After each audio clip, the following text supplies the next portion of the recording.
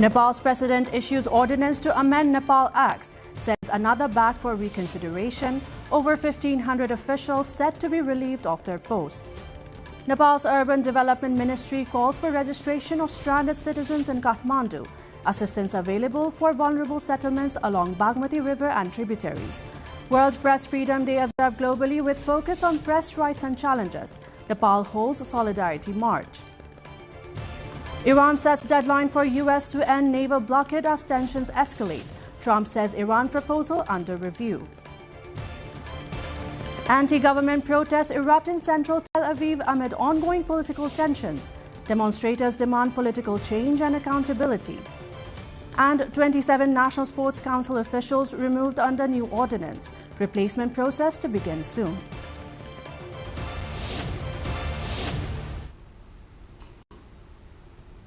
Good evening, I'm Bijata Bhandari and this is NTV World Primetime News. We're coming to you live from Kathmandu at 1900 hours Nepal time. Elsewhere it is 13:15 in London, 22:15 in Tokyo and just after midnight in Sydney. Now the news in detail. President Ramchandra Podal has issued an ordinance to amend certain Nepal Acts 2083 based on the recommendation of the Council of Ministers in line with Article 114, Clause 1 of the Constitution of Nepal. However, the President has sent back the Constitutional Council functions, duties, powers and procedures First Amendment Ordinance 2083 to the government for reconsideration, citing the need for further review of its contents. According to a statement from the President's office, the ordinance was returned due to previous developments and constitutional processes that require closer examination. The decision also references a precedent where similar bills were sent back for reconsideration in the past. Additionally, the statement clarified that the ordinance was not issued in the past, further influencing the President's decision to seek a more thorough review. The Nepal government is set to dismiss 1,594 officials appointed by the previous administration through an ordinance issued by President Ramchandra Podal. The dismissals will take effect after the ordinance is published in the official gazette, with letters being sent to the affected officials. To ensure continuity in government operations, acting chiefs or joint secretaries from the respective ministries will temporarily oversee the vacated positions. Additionally, the government plans to fill these vacancies through a competitive, merit-based process in line with the relevant legal provisions. The move follows the issuance of the Special Provisions Ordinance 2083, which aims to streamline public service appointments.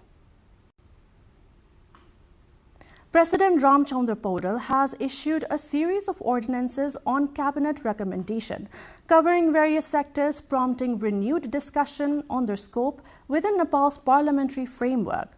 This also has triggered fresh concerns over executive overreach and constitutional limits in the country's parliamentary system. Sabika Shrestha delves deeper. President Ramchandra Podal issued 2 more ordinances on Saturday, taking the total number endorsed so far to 6. The cabinet had earlier recommended 8 ordinances covering a range of areas, including health, science, academics, universities, public procurement, anti-money laundering, and provisions related to the removal of public officials. The latest ordinances include provisions on the removal of public officials and amendments to existing laws. These ordinances have been introduced under Article 114 of the Constitution of Nepal, which allows the government to promulgate laws when Parliament is not in session and immediate action is deemed necessary.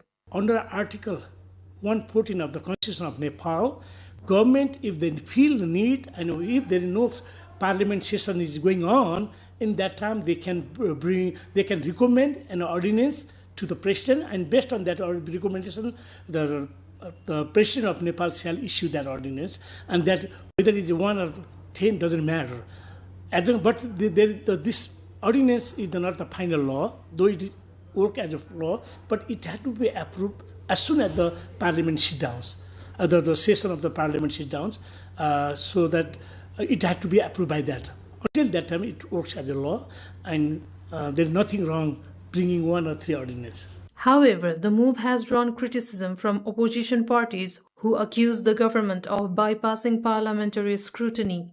They argue that frequent reliance on ordinances risks weakening the legislature and normalizing executive lawmaking. Where the opposition are giving pressure to president, since you in the past also you have held this kind of ordinance, why you are not holding it?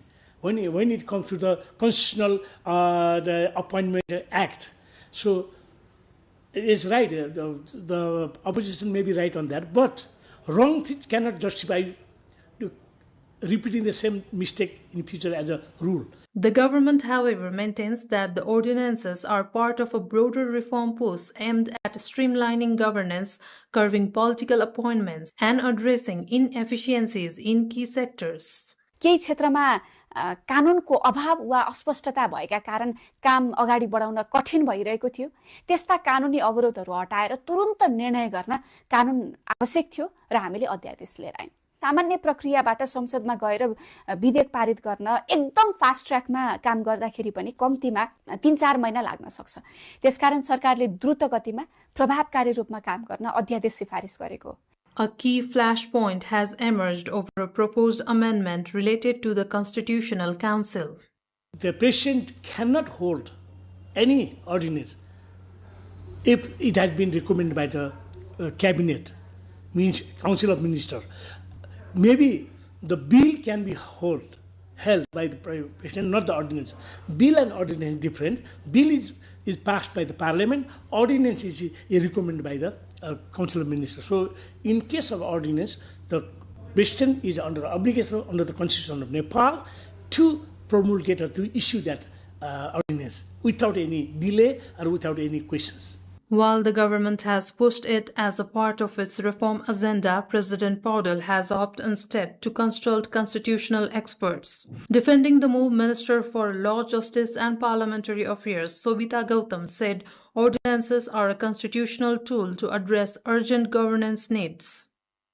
अहिलेको सरकारसँग संसदमा बहुमत छ, लगभग 2/3 नै छ। त्यसैले कुनै कुरा लुकाएर वा पर्दा पछाडी बसेर योजना बनाएर खुसुक्क गरिरहनु पर्ने अवस्था छैन। संसद मार्फत कानुन पारित गर्न सक्ने क्षमता यो सरकारसँग पर्याप्त मात्रामा छ। यो सरकार द्रुत गतिमा काम गर्न चाहन्छ। She added that while laws are typically passed through Parliament, delays in the legislative process can hinder effective governance. Senior advocate Gandhi Pandit said that while the majority government has the capacity to pass laws through Parliament, it may still resort to ordinances to expedite decisions. Sometimes a situation arises where Parliament is not there, but the government has to act immediately. And since the law is some kind of barrier, in order to overcome that barrier, they are allowed to bring ordinance. And after issuing the ordinance, which will have an effect of the law, then they can work what is needed for the need of the people. So this is the very normal, nothing abnormal or something against the Constitution. The coming days will be crucial in determining whether these ordinances move forward, face legal challenges, or trigger a wider debate. Sabika Shrestha with camera person Samir Thapa reporting for NTV World. The Ministry of Urban Development of Nepal has urged citizens left behind in the relocation process of vulnerable settlements along the Bagmati River and its tributaries in Kathmandu to register for assistance. Those stranded or in need of help are encouraged to visit the Dashrath Stadium in Tripureshwar, the designated registration center. The ministry has specifically appealed to landless and economically disadvantaged citizens to take advantage of government support services available at the center. In a statement, the ministry reassured the public that the government remains fully committed to ensuring the safe and long-term rehabilitation of the affected citizens. The registration process aims to streamline the relocation efforts and provide essential services to those in need. The Kathmandu Valley's ongoing campaign to remove illegally constructed structures encroaching on government and public land has been ramped up in coordination with the Ministry of Urban Development, the District Administration Office Kathmandu, and the Kathmandu Metropolitan City. Recently, the demolition process targeted unorganized and encroached structures in areas like Anamnagar, Devinagar under the Dhobikhola River corridor, where a dozer was deployed to tear down a 7-story house. though the demolition was not completed. Efforts are also underway to clear encroached structures along the Bishnumati River in the Balaju, Machapokhari and Tilganga areas. The Kathmandu metropolitan city has expanded the operation to include settlements in Kapans, Sattale, Pathibhara and Tenzing Chok. Affected families have been relocated to holding centers in Kirtipur, Balaju and Bhaktapur, where landless quarters are being identified and managed. We're going for a short break here. More news coming up. Do stay with us.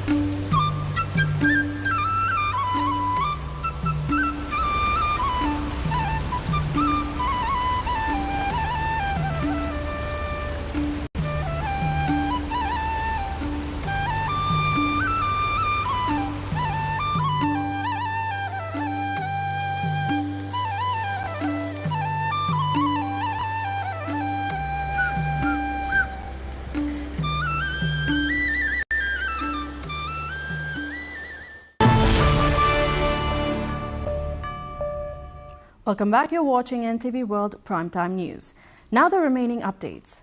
Nepal's largest political party, Rashtriya Swatantra Party (RSP), has stepped up preparations for the upcoming local level elections, introducing new measures aimed at strengthening its candidate selection process. A secretariat meeting held at the party's central office today decided that all aspiring candidates must complete training through the Candidate Club and Leadership Academy before being eligible for nomination. According to party spokesperson Manish Jha, the initiative has been introduced to manage the expected rise in candidate interest in a more systematic and transparent manner. The Candidate Club concept is intended to standardize screening and preparation of potential leaders ahead of the elections. The party says the reforms are aimed at improving internal discipline and ensuring capable leadership at the local level. Meanwhile, Local Press Freedom Day is being observed today with the theme Shaping a Future at Peace, promoting press freedom for human rights, development and security, highlighting the importance of press independence. As part of the global observance, the latest annual ranking from Reporters Without Borders (RSF) reveals a worrying decline in press freedom, with journalists facing increasing legal and political pressures. Nepal, however, tops South Asia with a relatively strong press freedom ranking at 87th globally, compared to neighboring countries like India, which is at 157th, and Afghanistan, which ranks the lowest in the region. In Nepal, the Federation of Nepali Journalists (FNJ) organized a solidarity march from Maitikar Mandala to New Baneshwar, advocating for protection of press freedom. At the rally, key figures including FNJ President Nirmala Sharma and NHRC member Manoj Tiwari emphasized the constitutional right to press freedom and pledged to protect it against any violations.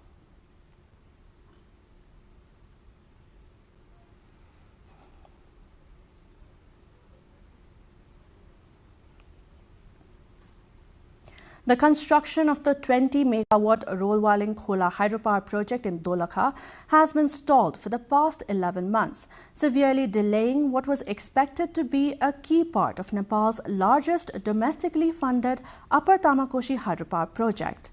Initially launched 3 years ago with a 4-year completion target, only 20% of the physical work has been completed, and the project has now seen its timeline extended by 4 additional years, with an anticipated total duration of 7 years.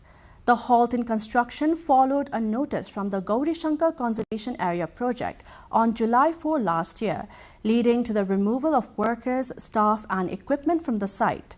The project, which includes the construction of a 6.2-kilometer main tunnel, has been delayed further due to unresolved disputes over the project site. The construction contract for these critical works was awarded to the SCE High Himalayan JV under a single package agreement in 2022. Nepal has seen a significant rise in churpi, which is a Himalayan hard cheese exports, reaching approximately $8.37 million by mid-April, marking a 30.35% increase compared to the previous year.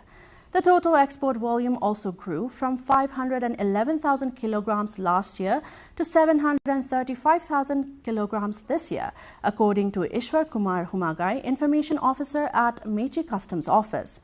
Churpi, traditionally made from milk, is primarily produced in the eastern hill districts of Ilam, Thankuta and Pashthar, with recent production expansions into Jhapa. Internationally, the hard cheese is increasingly popular as a chew treat for dogs and cats, driving demand. As a result, Nepal's rural dairy industries are focusing more on churpi production to meet the growing market needs. International news coming up next after this short break.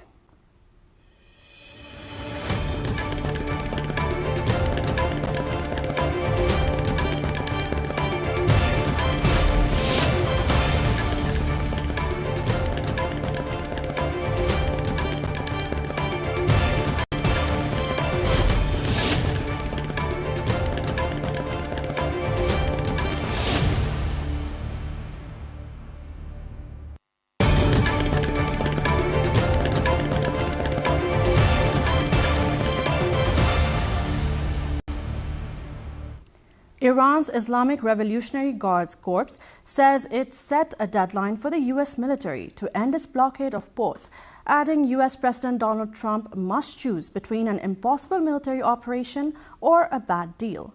Meanwhile, President Trump said he will soon be reviewing the plan Iran has just sent to us, but does not think he can make a deal.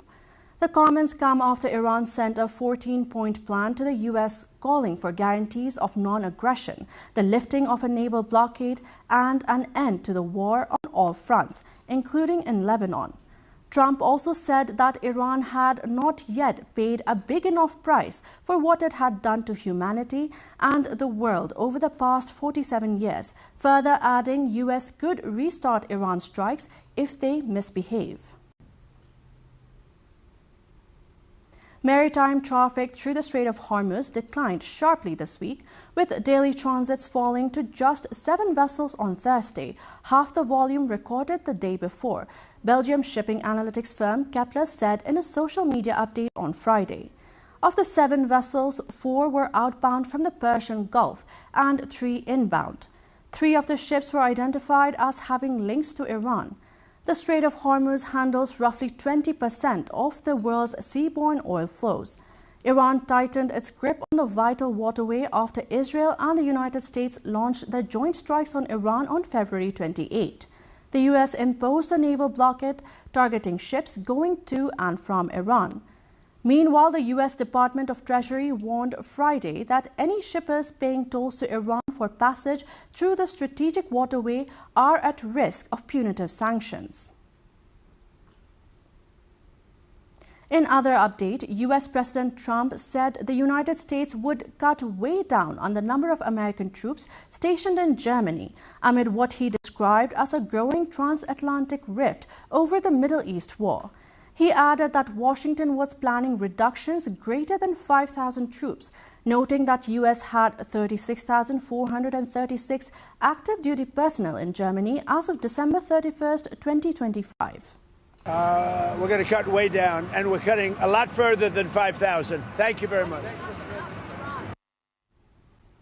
Meanwhile, 2 senior U.S. Republican lawmakers, Roger Wicker and Mike Rogers, have criticized a decision to cut U.S. troops stationed in Germany, saying it risked undermining deterrence and would send the wrong signal to Russia. Anti-government protesters gathered in central Tel Aviv, taking to the streets in another demonstration against the Israeli government amid ongoing political tensions in the country. The protesters voiced opposition to the current government policies, with many calling for political change and increased accountability from the authorities. Some demonstrators carried banners and chanted slogans demanding reforms as crowds moved through key streets in the city.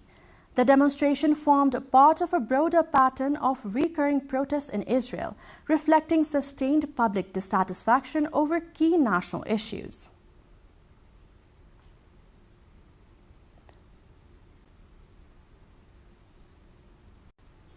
Firefighters extinguished fires in southern Ukraine's Odessa region on Sunday, following Russian strikes on infrastructure in the Black Sea port area, according to the authorities.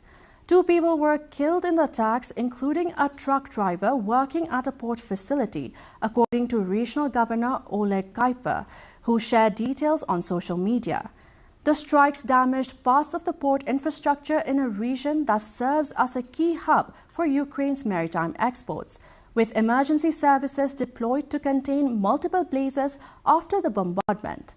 The Odessa region has repeatedly come under attack during the ongoing conflict, with port facilities frequently targeted.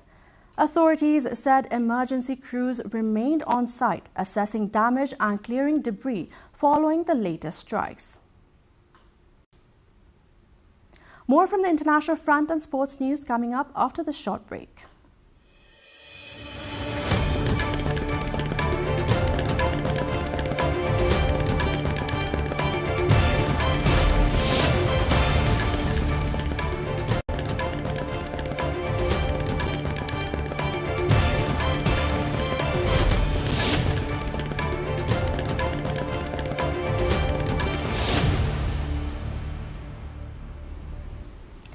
Two young women believed to be of Sudanese origin have died after a small boat carrying migrants attempted to cross the English Channel from northern France to the United Kingdom.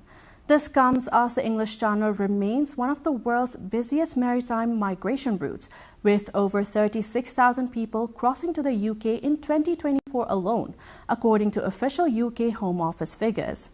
The route has also proved increasingly deadly in recent years, with at least 69 to 73 migrant deaths recorded in 2024, the highest annual toll on record. French authorities have increased patrols along the northern coast in response to continued crossings, but fatal incidents continue to be reported. Officials say overcrowded and unseaworthy dinghies, often carrying dozens of people at a time, remain a key factor in the rising danger of the crossing, despite ongoing enforcement efforts on both sides of the channel. A new theatrical production blending classical literature and artificial intelligence is being debuted at the Royal Opera House at the Palace of Versailles in France after 3 years of development. The play, titled The Astrologer or False Omens, was written in the style of 17th century playwright Molière and composed in Old French by researchers and artists with assistance from artificial intelligence tools. Organizers say the production explores how AI can be used to recreate historical literary styles while supporting contemporary performance practice. The performance marks one of the first major theatrical works in France to integrate artificial intelligence into both the writing and creative development process, while highlighting growing experimentation with AI in the cultural sector. Members of India's transgender community gathered this week at the Kuthandavar temple for an annual religious festival that briefly offers social acceptance and public visibility to a group that often faces discrimination. The multi-day event, held in the southern state of Tamil Nadu, is centered on devotion to the Hindu deity Aravan and draws transgender participants from across the country. Devotees take part in rituals, prayers, and cultural celebrations at the temple, which becomes a focal point for the community during the festival period. For many attendees, the gathering serves both a religious purpose and a rare space of social inclusion, offering a temporary reprieve from exclusion and stigma experienced in daily life. Organizers say the festival continues to attract growing participation each year, highlighting its significance as both a spiritual observance and a cultural refuge for India's transgender community.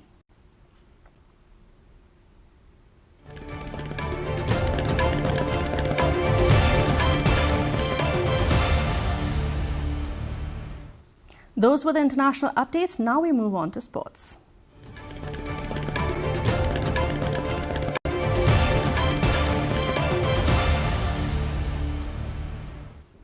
27 officials, including board members of Nepal's National Sports Council, have been relieved of their posts following the issuance of a new ordinance. President Ramchandra Podal issued the Special Provisions Ordinance 2083 on the resignation of public officials on the recommendation of the Council of Ministers, leading to the removal of those appointed under the National Sports Development Act 2077. With this decision, positions previously filled during political appointments within the Sports Council have now been declared vacant. The government has stated that it will soon begin the process of filling these posts. The move is part of a broader restructuring of public appointments under the new legal framework.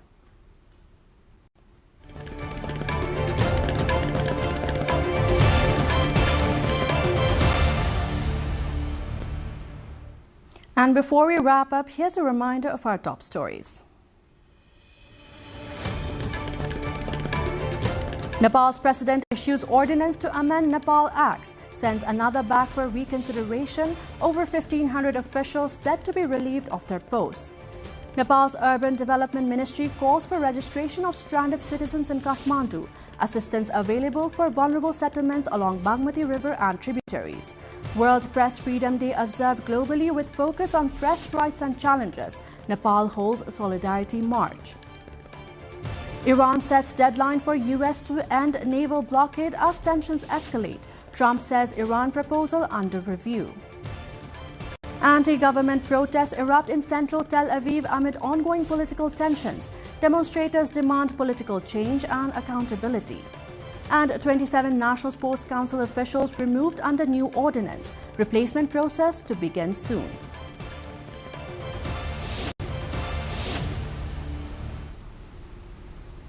That's it for this edition of Primetime News. Our next bulletin will be at 2200 hours Nepal time.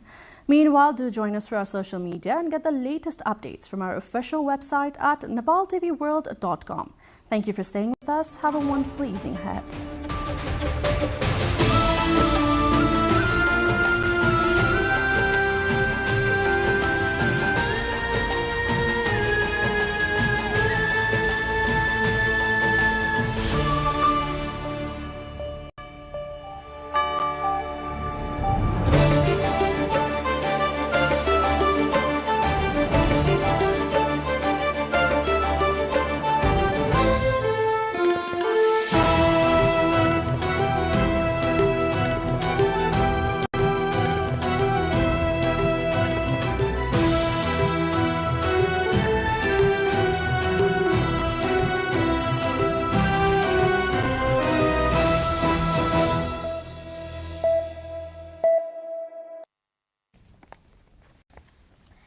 Welcome to the studios of NTV World in Kathmandu.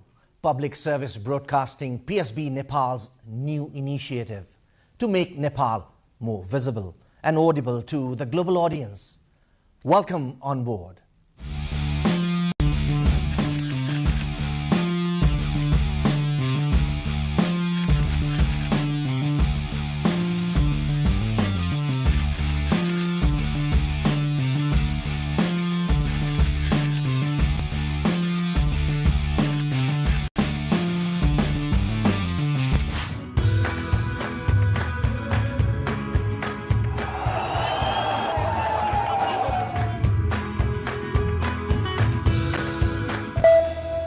This is NTV World, facts that speak, insights that matter.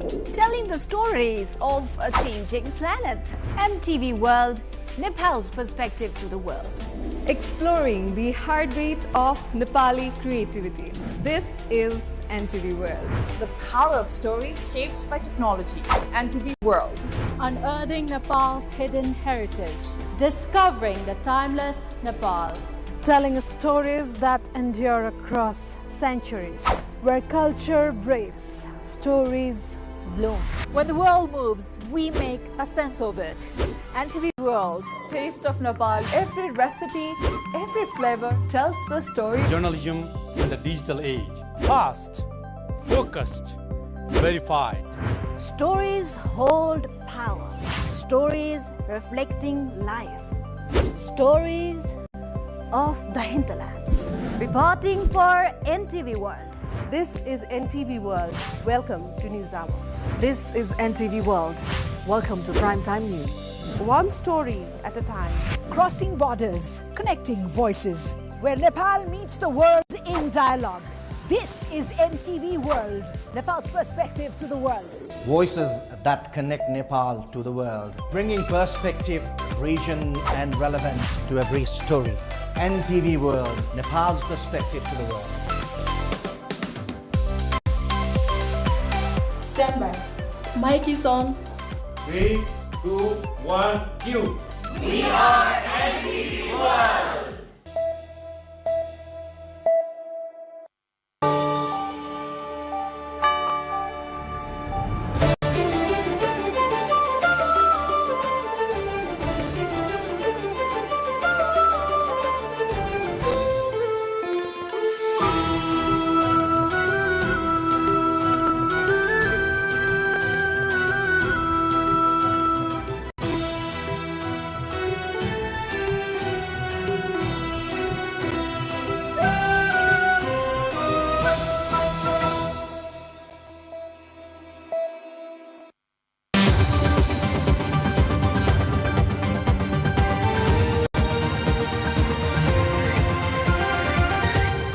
This is The World This Week, your weekly roundup of the latest international events and updates. This is me, Bhavana Casey. In this edition, we bring you the stories making headlines across the globe, from geopolitical tensions to major political developments to cultural celebrations and remarkable feats. We have all that you need. Let's begin with developments from the Middle East, where tensions are once again escalating amid sharp exchanges between Tehran and Washington. Iran's President Pezeshkian condemned the U.S. naval blockade of Iranian ports as an intolerable escalation, as U.S. President Trump warned Washington could resume the war, underscoring rising tensions despite stalled diplomatic efforts. Iran's President Masoud Pezeshkian has strongly condemned the U.S. naval blockade of Iranian ports, describing it as an extension of military operations by Washington and calling the move intolerable amid rising tensions between the two countries over security and maritime access in the region. In Washington, U.S. President Donald Trump escalated rhetoric further, saying the United States might need to restart war with Iran, while also insisting that details of ongoing diplomatic engagement remain tightly controlled. The remarks came as tensions remain high over strategic shipping routes and stalled diplomatic negotiations, with both sides exchanging sharp warnings and signaling limited progress towards de-escalation. Meanwhile, a legal theme of political dispute has emerged in the United States over whether a statutory 60-day deadline governing military action against Iran remains in effect during a ceasefire, with the Trump administration and Congress offering a sharply different interpretations of the law. U.S. Defense Secretary Pete Hegseth told lawmakers that the current ceasefire means the 60-day clock pauses or stops, arguing that the administration is not required to meet a midnight deadline to seek congressional authorization for continued military operations against Iran. However, U.S. Senator Tim Kaine rejected that interpretation, saying he does not believe that the statute allows for the deadline to be paused under a ceasefire agreement. On Iran, ultimately, I would defer to the White House and White House counsel on that. However, we are in a ceasefire right now, which our understanding means the 60-day clock pauses or stops in a ceasefire. You're not in. Yeah. It's our understanding, just so you know. Okay, well, I do not believe the statute would support that. I think the 60 days runs maybe tomorrow, and it's going to pose a really important legal question for the administration.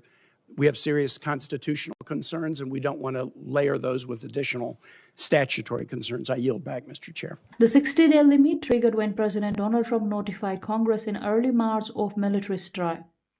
The 60-day limit triggered when U.S. President Donald Trump notified Congress in early March of military strikes requires the administration to either obtain congressional approval for the use of force or begin winding down hostilities once the period expires. The disagreement highlights the ongoing tensions between the executive branch and Congress over the war powers and the legal limits of U.S. military engagement in Iran. and is staying with the same reason. Diplomatic efforts appear to be facing new setbacks as the United States adjusts its engagement strategy as Trump cancelled a planned U.S. delegation trip to Pakistan for talks with Iran, signaling a hardening stance as diplomatic efforts over the ongoing conflict and tensions in the Strait of Hormuz remain stalled. U.S. President Donald Trump cancelled a planned trip by U.S. officials to Pakistan for talks on the Iran war on Saturday, shortly after Tehran's delegation had left Islamabad. Trump said he had cancelled his envoy's planned trip to Pakistan for peace talks with Iran, telling reporters that the United States had all the cards as tensions persisted. He added that the United States would proceed on its own terms and that the other side could initiate contact when ready, reiterating that Washington held the advantage. I'll deal with whoever runs the show. They don't know. They are fighting with each other. There's tremendous infighting. They're probably fighting for leadership. In many cases, I think they're fighting not to be the leader because we knocked out 2 levels of leaders. But I'll deal with whoever we have to. But there's no reason to wait 2 days, have people traveling for 16, 17 hours. And we're not doing it that way. We'll do it. When they want, they can call me. We have all the cards. We've won everything. We have all the cards. Earlier, Iranian Foreign Minister Abbas Araghchi held talks with mediator Pakistan, saying afterwards that he had shared Iran's position on ending the war, but was yet to see whether the U.S. was truly serious about diplomacy. Diplomatic efforts have stalled despite Trump's extension of a ceasefire that had been due to expire on 22nd of April to allow talks to continue. Both sides have been locked in a standoff over the Strait of Hormuz, with Iran restricting passage through the key shipping route in the wake of the U.S.-Israel commencing strikes in February, as well as over Tehran's nuclear ambitions. The U.S. has since increased its naval presence in the strait, through which roughly a fifth of the world's oil supply passes, to block Iranian oil exports. The White House had said the Iranians want to talk when the trip was announced on Friday, but Iran had said there are no plans for a direct meeting. From geopolitical tensions, now we move to Africa, where Mali has been rocked by deadly coordinated attacks across multiple regions. Its defense minister Sadio Kamara has also been killed amid a wave of coordinated attacks. Mali's government has claimed to have deferred several complex and coordinated attacks which targeted cities across the country, including Bamako, Kati, and Kidal, leaving at least 16 civilians and soldiers injured. Reports suggest the assault by the separatist Azawad Liberation Front (FLA), which seeks a breakaway ethnic Tuareg state, was primarily focused on northern cities, while the jihadist group Jamaat Nusrat al-Islam had staged simultaneous attacks on multiple locations across the country. Malian Minister of Territorial Administration, in a televised statement, said the situation is fully under control in all affected localities. Le gouvernement de la transition du Mali porte à la connaissance de l'opinion nationale et internationale que dans la matinée du samedi 25 avril 2026, des groupes armés terroristes ont mené des attaques complexes et coordonnées visant certaines villes du pays, notamment les villes garnisons de Kati, de Sévaré, de Gao, de Kidal et de Bamako. Meanwhile, Mali's Defense Minister General Sadio Kamara has been killed amid coordinated attacks on military sites across the country. Kamara was a central figure in the military government that seized power after back-to-back coups in 2020 and 2021. The news came a day after his residence in the garrison town of Kati came under attack during the simultaneous attacks. Mali has for years been plagued by insurgencies by groups affiliated with Al-Qaeda and the Islamic State group, as well as a separatist movement in the country's north. In Southeast Asia, political developments continue to unfold in Myanmar, where former leader Aung San Suu Kyi has been moved to a house arrest. The 80-year-old Nobel laureate has been held in detention, probably in the military prison in the capital Nay Pyi Taw, since he was removed from office in a military coup in 2021. Little has been seen and nothing heard from Aung San Suu Kyi since she was arrested on the day the armed forces ousted her elected government more than 5 years ago. A statement by military leader Min Aung Hlaing, who led the coup, said he had commuted her remaining sentence to be served at the designated residence. Aung San Suu Kyi came to power in 2015 after Myanmar's then rulers introduced democratic reforms. Before that, she spent decades of military rule as a pro-democracy activist and was previously held for more than 15 years under house arrest. State media broadcast a picture of her sitting with two uniformed personnel. Her son, Kim Aris, said he was skeptical about the announcement and that he did not even have proof that she was alive. He said the picture was meaningless as it was taken in 2022.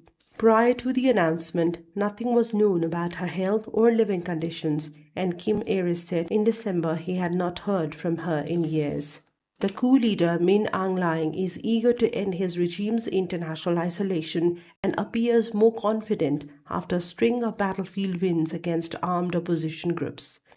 The military junta also held an election earlier this year, restoring a nationally democratic government, but which leaves the same military leaders in charge.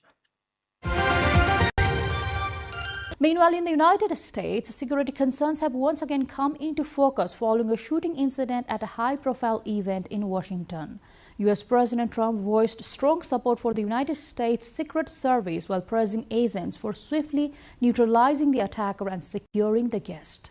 U.S. President Donald Trump has expressed strong support for the Secret Service following a shooting incident at a Washington, D.C. hotel on Saturday, saying the agents did an excellent job in neutralizing the attacker and securing the safety of senior officials and guests.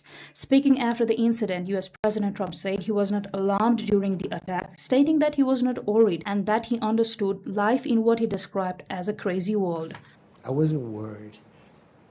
I understand life. We live in a crazy world. A White House official said Trump is standing by the leadership of the Secret Service after the gunman opened fire near a security checkpoint in the hotel foyer, where a high-profile dinner event was taking place one floor below. The suspect, identified as 31-year-old Cole Thomas Allen from California, was arrested at the scene and is expected to face formal charges in a Washington court hearing. Officials say Allen reportedly opened fire close to the venue's perimeter before being subdued by a security personnel. Meanwhile, security concerns have extended across the Atlantic as preparations continue for a state visit by King Charles and Queen Camilla to the United States, scheduled to begin later today. In London, members of the Stop Trump coalition staged a protest outside Buckingham Palace, criticizing the planned diplomatic engagement and voicing opposition to Trump's policies. The visit, meanwhile, comes at a time when relations between the US and the UK are particularly sensitive amid public differences over President Donald Trump's war on Iran. From security concerns, now we shift to global diplomacy and climate action, where nations gathered in Colombia to push for stronger commitments on fossil fuel reduction. Nations from around the world pushed for faster action on phasing out fossil fuels as frustration grows over stalled progress at last year's COP30. Countries from across the globe pledged to accelerate efforts to transition away from fossil fuels as a voluntary climate conference concluded in Colombia following last year's stalled negotiations at COP30. Delegates from small island nations, European governments and emerging economies gathered in Santa Marta with a shared goal to move faster and further than previous international agreements have allowed. The meeting held outside the formal UN climate framework signaled growing frustration with slow progress in official negotiations. The conference drew participation from countries particularly vulnerable to climate change, including low-lying island states, alongside major economies seeking to demonstrate leadership on emission reductions. Unlike past summits, attendance was voluntary and focused on concrete commitments rather than consensus-based declarations. The gathering comes in the wake of last year's COP30, where attempts to secure stronger global commitments to phase out fossil fuels fell short amid divisions between developed and developing nations. While no binding agreement was reached, officials said the conference helped build momentum for more ambitious national policies and future international cooperation.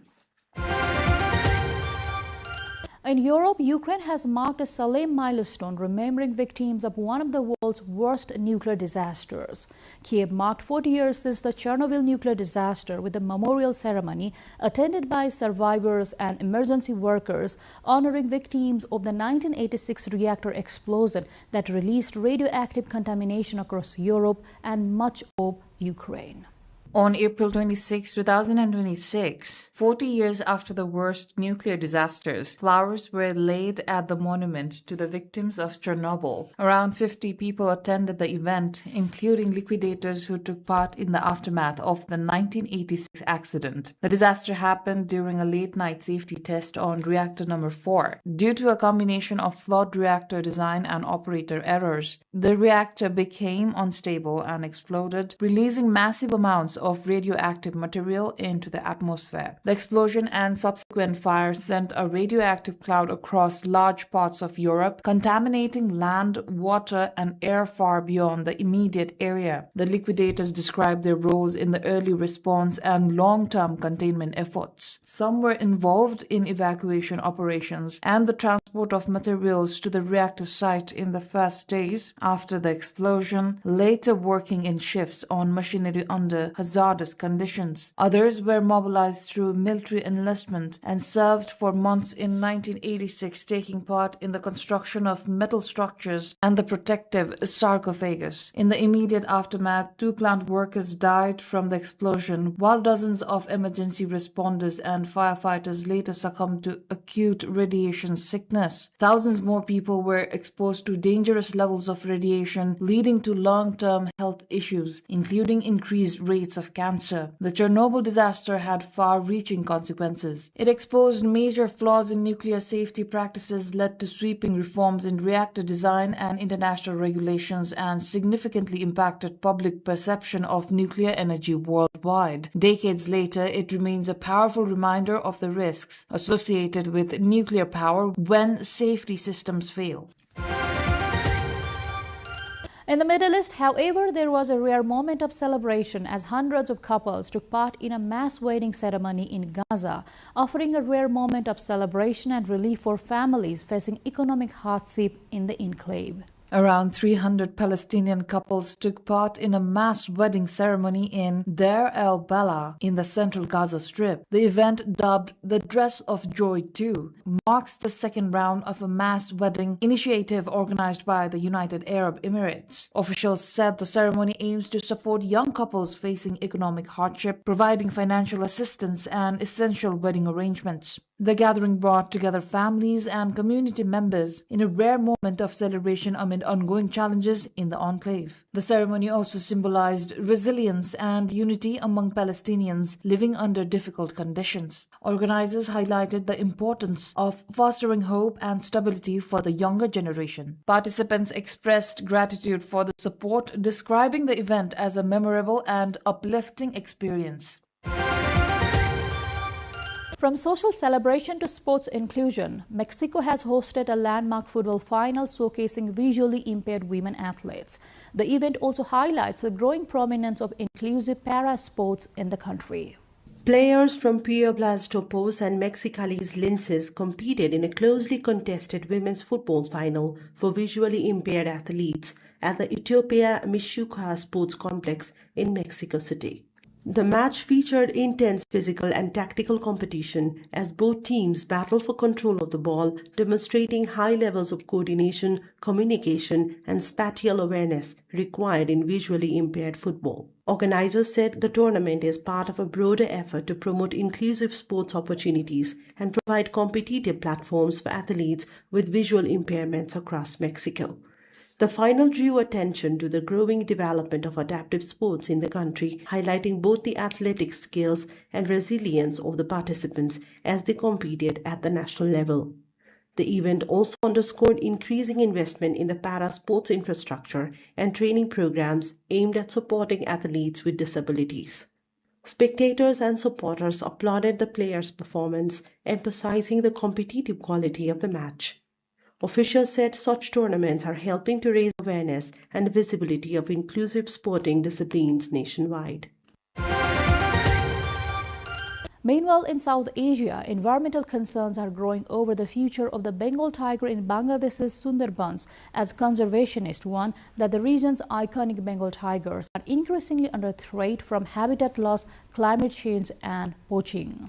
In the vast mangrove forest of the Sundarbans in Bangladesh, where rivers twist through dense greenery and danger feels ever present, people have long invoked spirits to protect themselves from tigers. But ironically, it is the tigers that may now need saving the most. Experts warn that the species is increasingly under threat from habitat loss, climate change, and poaching. One person fighting against this is Abdul Goni Ghazi, known locally as Goni Tiger, who has spent years promoting coexistence between villagers and the big cats. Despite the risk, he says he has saved dozens of tigers from traps and retaliation, as well as many people from fatal encounters, reinforcing his belief that both must survive together. Spanning about 10,000 square kilometers, the Sundarbans is a UNESCO World Heritage Site where tigers play a vital ecological role, helping maintain balance and protect the coastlines from erosion and storms. Yet, conservation gains remain fragile, with tiger populations increasing only slowly despite national pledges and targeted funding, including latest $4.2 million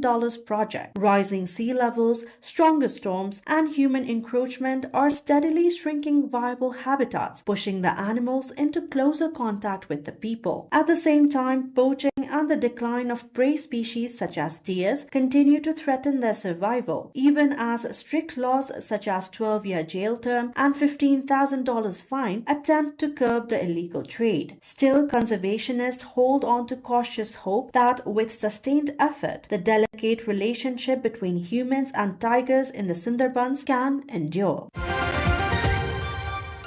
In the Netherlands, the spring has brought vibrant color and tourism as the country's famous tulip fields reach peak bloom, drawing large crowds as the world-renowned Spring Gardens enters its peak visitation period during its limited seasonal opening.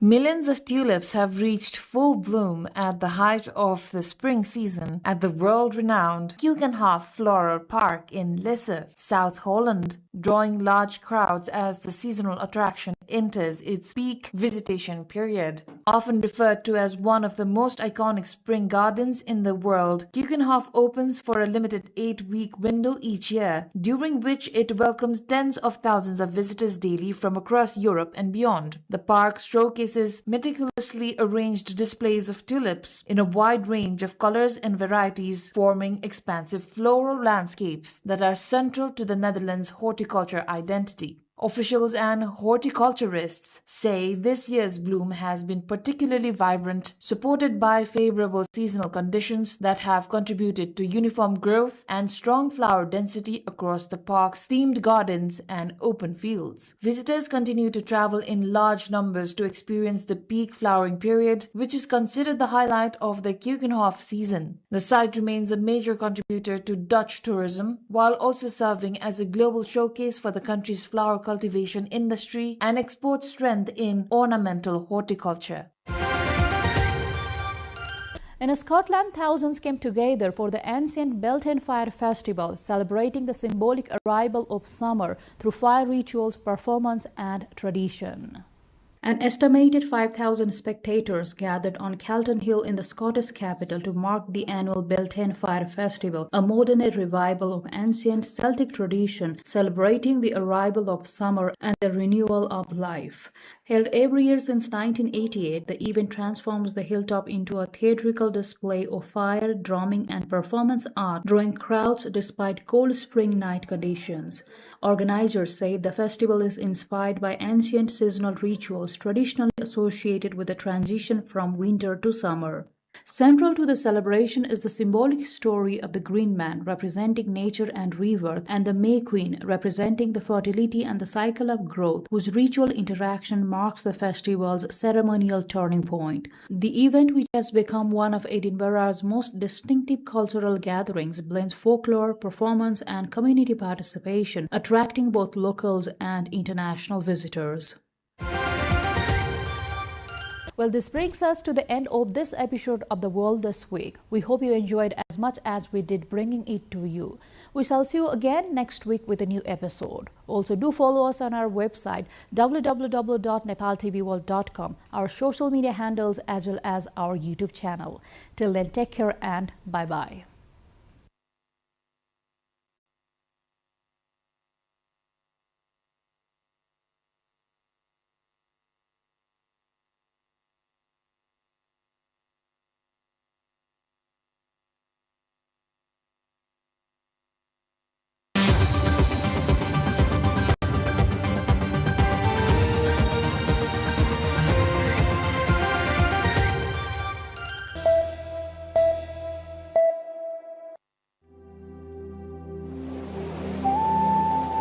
In the natural splendor, the silver-like peaks or the Himalayas glisten.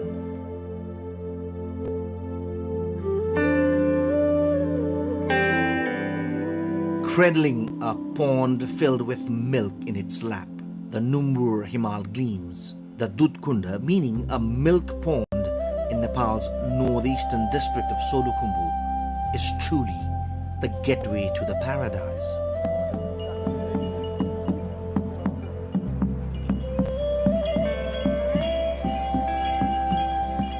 The Numbur, Khatang and Karyalung mountains seem to smile at all times. Adorned with a garland of colorful flowers, the Dudkunda is overflowing as if filled with milk.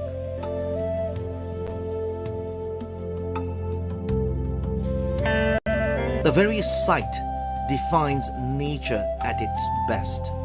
Feels as if the Numbur mountain is giving motherly affection, holding the lake in its lap. The beauty is so serene and virgin that one fears not to stain it by touching.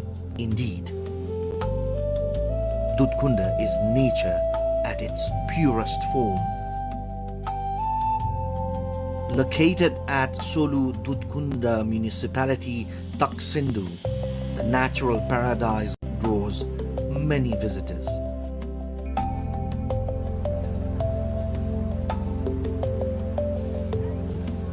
No matter how many words are spent describing it, they all feel inadequate upon reaching there. The name itself is fulfilling and equally sacred. हजारौं नरनारीहरू चाहिँ तीर्थयात्रीहरू दुधकुण्डमा जानुभएको छ। म पनि पुगेर आएँ। दुधकुण्ड असाध्यै पवित्र स्थल यो हिमाल काखमा रहेको तीर्थस्थल हो, पुण्यस्थल हो, देवस्थल हो र त्यहाँ चाहिँ एकचोटि पुग्नै पर्दो रहेछ। त्यहाँ पुगेर जुन आनन्दको अनुभूति हुन्छ त्यो चाहिँ कहीँ पनि पाइँदैन भन्ने चाहिँ महसुस भयो। आनन्द लाग्यो, भएन मस्त लाग्यो। अनि यो ठाउँमा चाहिँ आएर तपस्या गरेर बस्नु जस्तो लाग्यो मलाई। एकदमै राम्रो लाग्यो हैन, प्रकृतिले दिएको रमणीय तीर्थस्थल हैन, जो कोही पनि एकचोटि चाहिँ यहाँ आएर एकचोटि भ्रमण गरेर दर्शन गर्नुपर्छ जस्तो लाग्यो। Situated at an altitude of 4,531 meters above the sea level, Dudkunda is a sacred pilgrimage site of culture and nature. It feels like nature has blessed this place, and culturally, it has bound all castes and ethnicities in a thread of unity.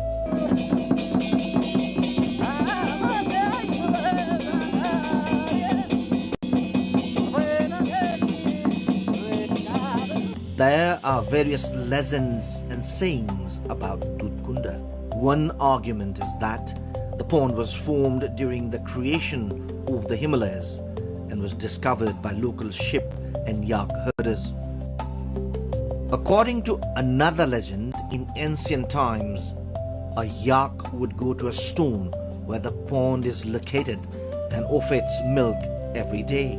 Later, the place was found to be a pond filled with milk, leading to its name, Dudkunda.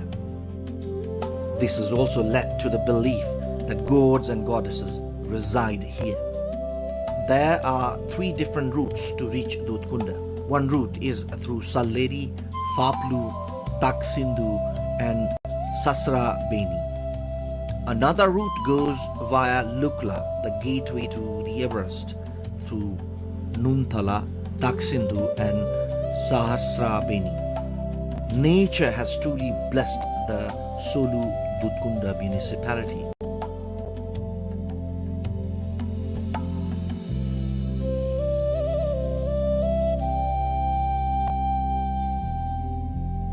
Truly, just like the majestic Mount Everest, Dudkunda has the potential to be the destination for everyone in the days to come. It is a thread of unity among all castes and ethnicities. Just like the holy water of Dudkunda, it will become a pure and excellent destination.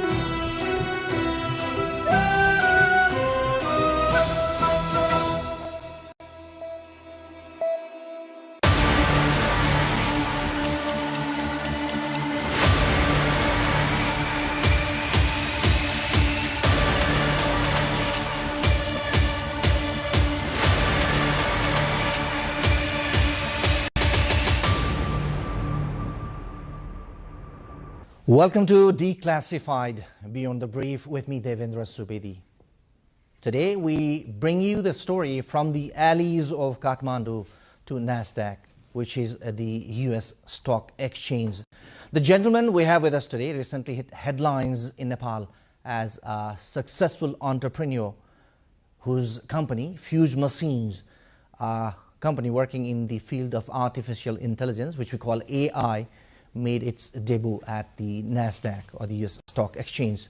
In this episode of Declassified, we try to explore the journey of a successful Nepali in global business arena.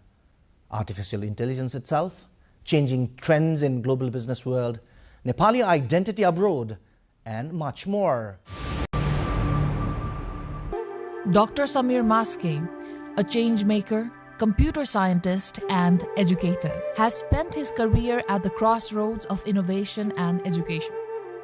He believes artificial intelligence isn't just transforming industries, it's reshaping opportunity itself. In 2013, he founded Fuse Machines, a New York-based company with a bold mission to democratize AI and make its benefits accessible to all. Though headquartered in the United States, its roots and much of its talent remain deeply connected to Nepal, where the company first launched its AI fellowship program, training local engineers and students in cutting-edge technology. Over the past decade, Fuse Machines has empowered thousands of AI learners and built advanced solutions across finance, healthcare, retail, and media, bridging academics and industry. Its proprietary platform, AI Studio, drives predictive and generative AI systems, helping businesses automate decisions, detect fraud, and make sense of data at scale. Listed on NASDAQ in October 2025, Fuse Machines reached a valuation of about $200 million. From Kathmandu to New York, Dr. Maske's vision proves that innovation and education can bridge worlds, turning intelligence into opportunity. Please welcome Dr. Samir Maske, founder and CEO of Fuse Machine. Thank you for having me here. Dr. Maske, is the joy of being listed in NASDAQ still soaking in? Definitely. It was a very long, arduous, hard journey to get listed in NASDAQ. And it's a relief, obviously. And it's slowly sinking in that we're actually now listed in NASDAQ and we are a public company. So we're pretty lucky because we caught you in person here in Kathmandu, because you're basically based in your headquarters in New York. Is it a holiday trip after that success? It's partly holiday trip, partly work. So my family, my mother, sister, brother, basically pretty much all of my extended family is here. So I'm here to see them. And then because how difficult the process was, the usual trips I used to make months of times a year, I had not been able to make it for almost last 12 months to see all the colleagues and employees here in Nepal office. So part of it is just coming back to see everyone and see all the colleagues in Fuse Machines, Nepal. It will be an interesting conversation with Dr. Samir Maske, but initially what we're going to do is we are going to go to the roots of Dr. Maske. Let's start with your journey, Dr. Maske. Can you tell us more about your journey from the alleys of Kathmandu, I'd prefer to say it, to NASDAQ? Definitely. So I was born and raised in Nepal. Yeah. So as a child, I would run in the gullies of Tamil. That's where I grew up. I went to school here. Finished my SLC, it's called ACE now, and the ISC, and now it's mostly plus 10 plus 2 and A-levels and so forth. So I finished my ISC, taking science as a subject. And during my last year, I applied for colleges in the US. I got a scholarship into a few colleges, and that's when my journey to the United States started. Went to the US, to Bates College. It's a small college up in Maine, and studied math and physics. and then went on to do a PhD in AI because I was interested in computer science. I was interested in making machines talk, making machines understand us. And so that research passion led me doing a PhD, after which I joined IBM Watson Research Center, where I continued to do research on speech-to-speech translation system, like English to French, German, Chinese, Arabic, many different kinds of speech-to-speech translation systems, question answering systems, deep question answering systems and whatnot. And as I did that for quite a while, after some time, I left IBM and then started teaching AI courses at Columbia University, and then also started Fuse Machines, which was also based on basically all the learnings I had done on AI and thinking about how to turn that into a business. It is an interesting fact that Dr. Samir Maski is currently an adjunct associate professor at the University of Columbia teaching AI. So it's not just business, right? Can you tell us more about how your academics helped you build a business? Education has been very close to my heart for a long time. My mom was a school teacher, it's called the Bhagwan Bal, as this primary school. So I'd seen her teach all these kids, and when I used to come back from school, I could see her teaching and so forth, and would wait outside. So, and I've seen over the years how education, the students she has taught to all these kids have grown up now and are successful in their own businesses or education and so forth. So academia has always been very close and always been very interested in it, and that's why I ended up doing a PhD. Like, research was a passion, knowledge was a passion. So because of that, when I was in my undergrad and I was studying math and physics, I wanted to build a speech synthesis system. And that led me to a library where I found a book and then started reading about it and taught myself how to build a speech synthesizer. And that started my academic journey on AI, like almost 25 years ago. So you started your journey into AI, doing research, your academics in AI almost 25 years ago. Yes, when nobody cared about AI.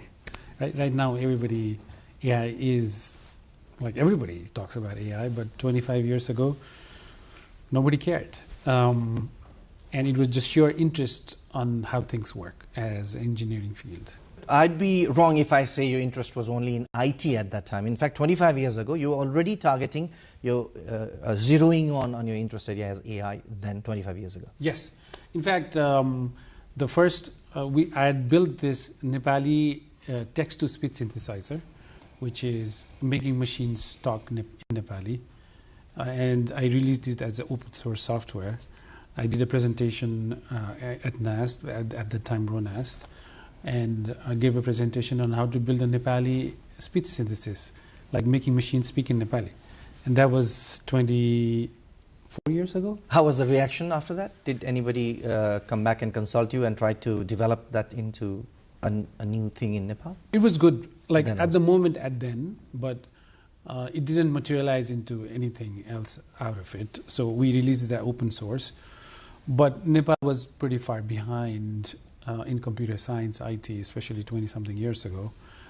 There was barely internet, right? And a lot of the talent we have, who has the exposure, was not there yet. So nobody really knew what to do with it. Somebody came, presented Nepali speech synthesis system. Okay, it sounds great, but how to use it here, how to build on it, none of that happened. So that software just stayed there in the shelf. Before starting your own company, you worked for some world-renowned companies. When exactly did you decide it's time now for me to start my business? So after PhD, I worked at IBM Watson Research Center as a research staff member for a few years. And as I mentioned, it was that interest of building speech-to-speech translation system, and IBM had one of the best speech-to-speech translation system research group at the time. And as I did research and published papers, and did more research and published papers, it came to a point where I saw, I've been doing research by then I'd been doing research for almost 15 years. And we're doing research and publishing. Like, it's not really impacting lives in the scale that I wanted. So after about 5 years after working at IBM, I said, okay, can I take all the learnings in AI I've been doing since like early 2000 to this is like 2013, 2012. Can I take all of that and apply into a business and start a company, build an AI product and sell it, build a business around it so that it can have impact? And that's sort of what I did. In the next part of the conversation, we'll talk about the Fuse machines itself. Well, Dr. Maski, if I don't ask you these questions, maybe I'll not be doing justice to my viewers as well. How rich are you at this moment?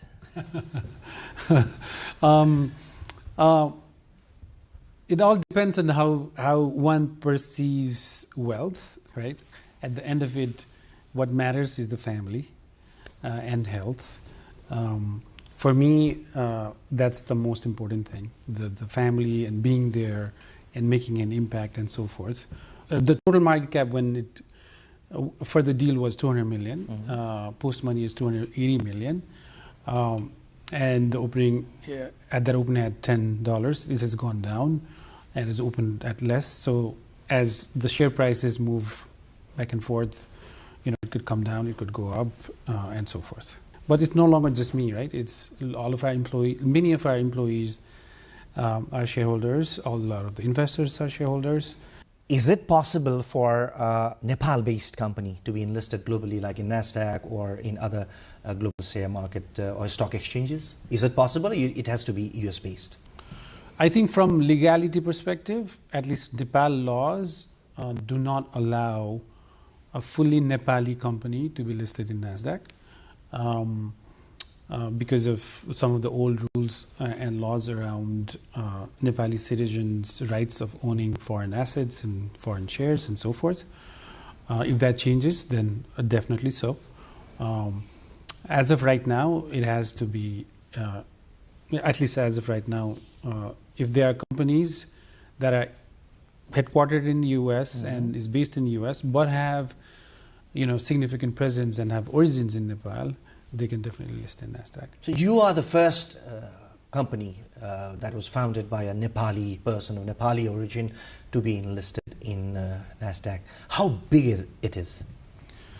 I would say, you know, being the company that has, basically we have a lot of presence in here. We are Nepali roots, Nepali values, and so forth. And from that perspective, being one of the first company to have such level of roots and ties to Nepal and being listed in NASDAQ is extremely satisfying, obviously. And I hope it becomes an example for other companies to strive and be listed in NASDAQ or other New York, other stock exchanges.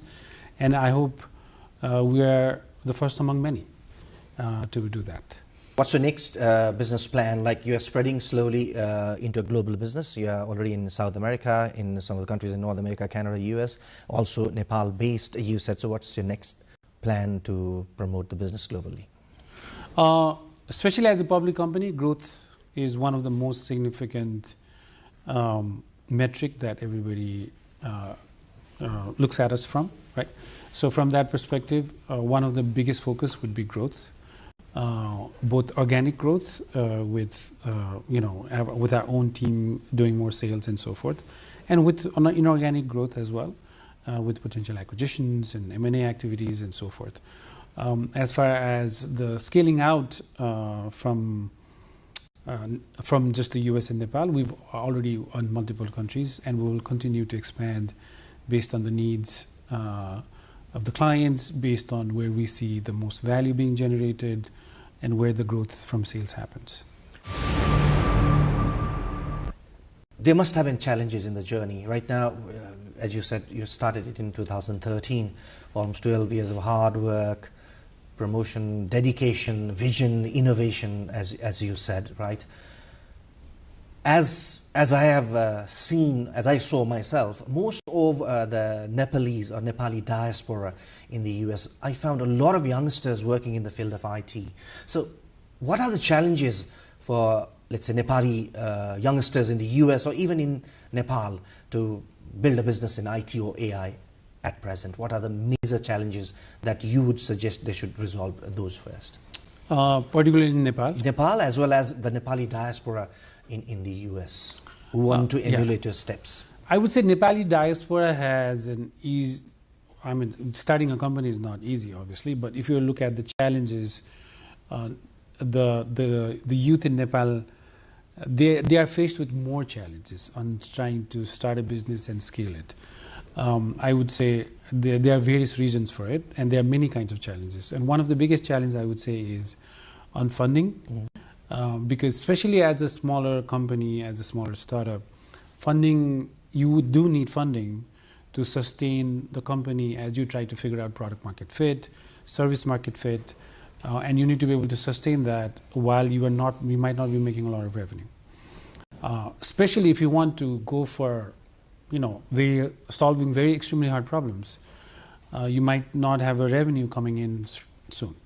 In those cases, places like the United States or other countries, there's more capital, there's more risk capital available, where the investors may take a chance saying, okay, let's see where this can lead to, where you are able to take the risk and really build a very strong suite of products without having a clear revenue model right in the day one. But obviously all businesses require revenue models, but you get longer time to do that. In Nepal, there is not a lot of financing mechanisms for an entrepreneur to stay afloat while they are taking this risk and building these extremely difficult products. So that's one of the biggest challenges I see. For an innovation like AI, IT, initially, to be an enterprise has to have an impact. In Nepal, where IT still is, I would not say a luxury right now, because we do have access almost across the country right now, though intermittent at times. So what challenge do you see in a country like ours, where you would see more and more IT-based company, AI-based companies emerging? So besides the capital, I think compute infrastructure there's not, for example, even we struggle to find enough GPUs. And for AI, you need a lot of GPUs and compute power to build these models, train these models, inference, and to do an inference and so forth. And if we want the tech infrastructure and the overall tech ecosystem in Nepal to really produce a lot of tech companies, IT companies that are building products for Nepal, in Nepal, for Nepalese, then the compute infrastructure needs to be figured out. And that has not been done so. So I think that's one of the challenges. There are other challenges, obviously, from intellectual property laws and so forth, right? Like in a lot of more developed countries, some of these laws are more fine-tuned, so nobody can just do whatever they want, and if they are infringing copyrights and so forth, some of those needs to be also tightened up, so that somebody who's taking that risk and building something has some capacity to say, this is what I built and this is my intellectual property. Going back to Fuse Machines, Dr. Maske, what makes a great company? Fuse Machines, let's say, where would you rank in the scale of a great company from 1 to 10, 10 being the highest? I do not know how to rank the company that I started. But what I can say is, for any company, one of the most crucial factor is the culture of the company, on how everybody comes together to do something very big. And in order to do that, one of the most important stuff is vision. Like, what is the overall vision of the company? So I think the vision brings about the clarity on where you want to go. And the culture is part of the main DNA of the company that makes a company exciting to work for, exciting to join, exciting to build things for. And those parameters makes a great company. So if I say it's great visionary leadership, backed up by a very creative and ethical workforce, that makes a great company. Would I be wrong? Yeah, I think that is a good way to sum it. So Fuse Machine is right in that track. Would you say that? So we have amazing set of leaders in the company who are unified in the vision of democratizing AI, and that thesis of what we believe in, of making sure especially talent is everywhere, but opportunities are not, and opportunities should be. And having that clarity on that vision and all the leadership seeing that and creating the culture needed for the company to fulfill that dream. I think that makes the Fuse machines be able to execute things the way we want. That has allowed us to be at this stage. How is the work culture, as you said? Like, how multinational is the team right now in Fuse machines? Oh, very much. So, there many languages get spoken. We are across quite a few countries in Latin America as well. We have employees in India, consultants in India. We have largest presences in Nepal. Then we're in Canada. So there's a mix of different cultures and languages, which makes it very exciting to work as and to lead it as well. Yes. Well, very inspiring story of Dr. Samir Maske. That's what we are hearing right now, right here at the studios of NTV World. And in the next part of this conversation, we talk about Dr. Samir Maske as an international Nepali citizen, the flag bearer of Nepal in the global market. Dr. Maske, you have emerged as a Nepali flag bearer in the global business arena, but the emergence of your, let's say, emergence remained a pleasant surprise to many in Nepal. It was very quiet journey. We only came to know about your Fuse machines, Dr. Samir Maske, very few. But how did you keep it so quietly, or how did you do it intentionally quietly? I mean, we've been building the business for almost 12, 13 years. And when you are truly trying to fulfill your vision, it's never about it's never about marketing and brand and stories and whatnot. It's about the overall ethos of what you're trying to do, which is impact lives, bring job opportunities, provide high quality education. So we've been doing that for a while because that's the core mission of Fuse machines.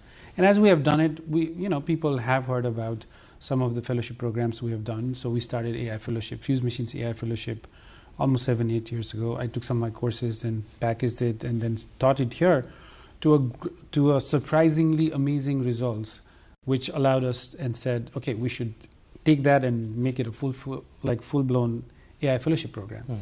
And now, especially among young youth who are trying to learn AI, they know the AI Fellowship program quite well. Whenever we open the fellowship programs, we get thousands of applicants.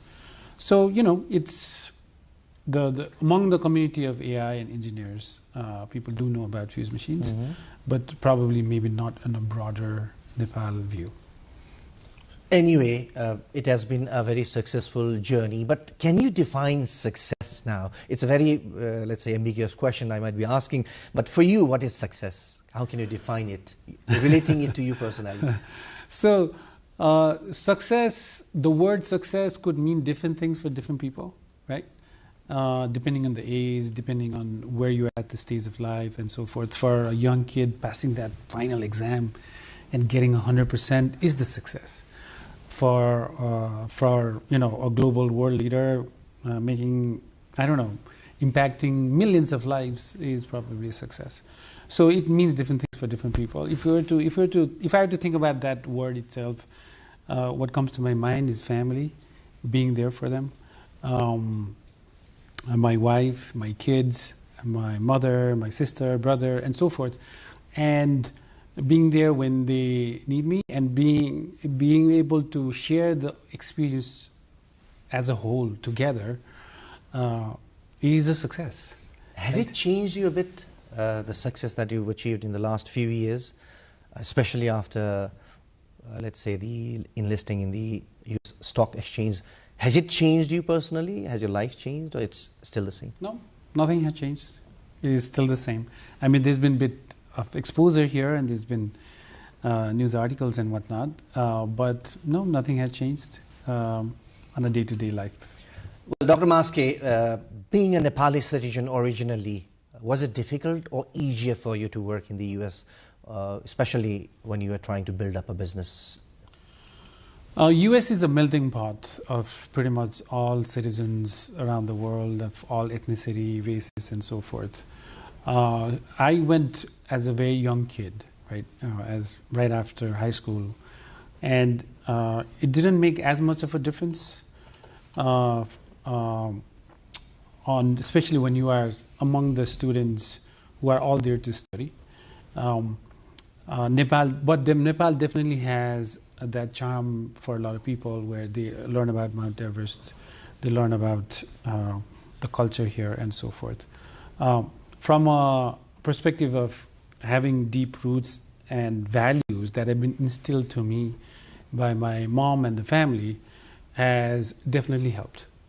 Right, the transparency, truth, ethics. These are like hospitality. These are some of the values that you learn in Nepal when you grow up, and those have definitely helped me in a global world on being able to compete. So your roots have definitely helped you. Absolutely, absolutely. Nepali roots have absolutely helped me. We are just talking about the journey, the dedication, the hard work that Dr. Samir Maske and his team, the multinational team behind the success of the Fuse machine, put up in these 13 years for the investment in NASDAQ. Now, in the next part of our conversation, we talk about AI, which I am a novice in, and to much of our viewers must be more interesting because they are much into it. How would you define AI, the artificial intelligence, Dr. Maske, being a practitioner and in fact a person who has built up a business, a very successful one in it? How would you define AI? What exactly is AI?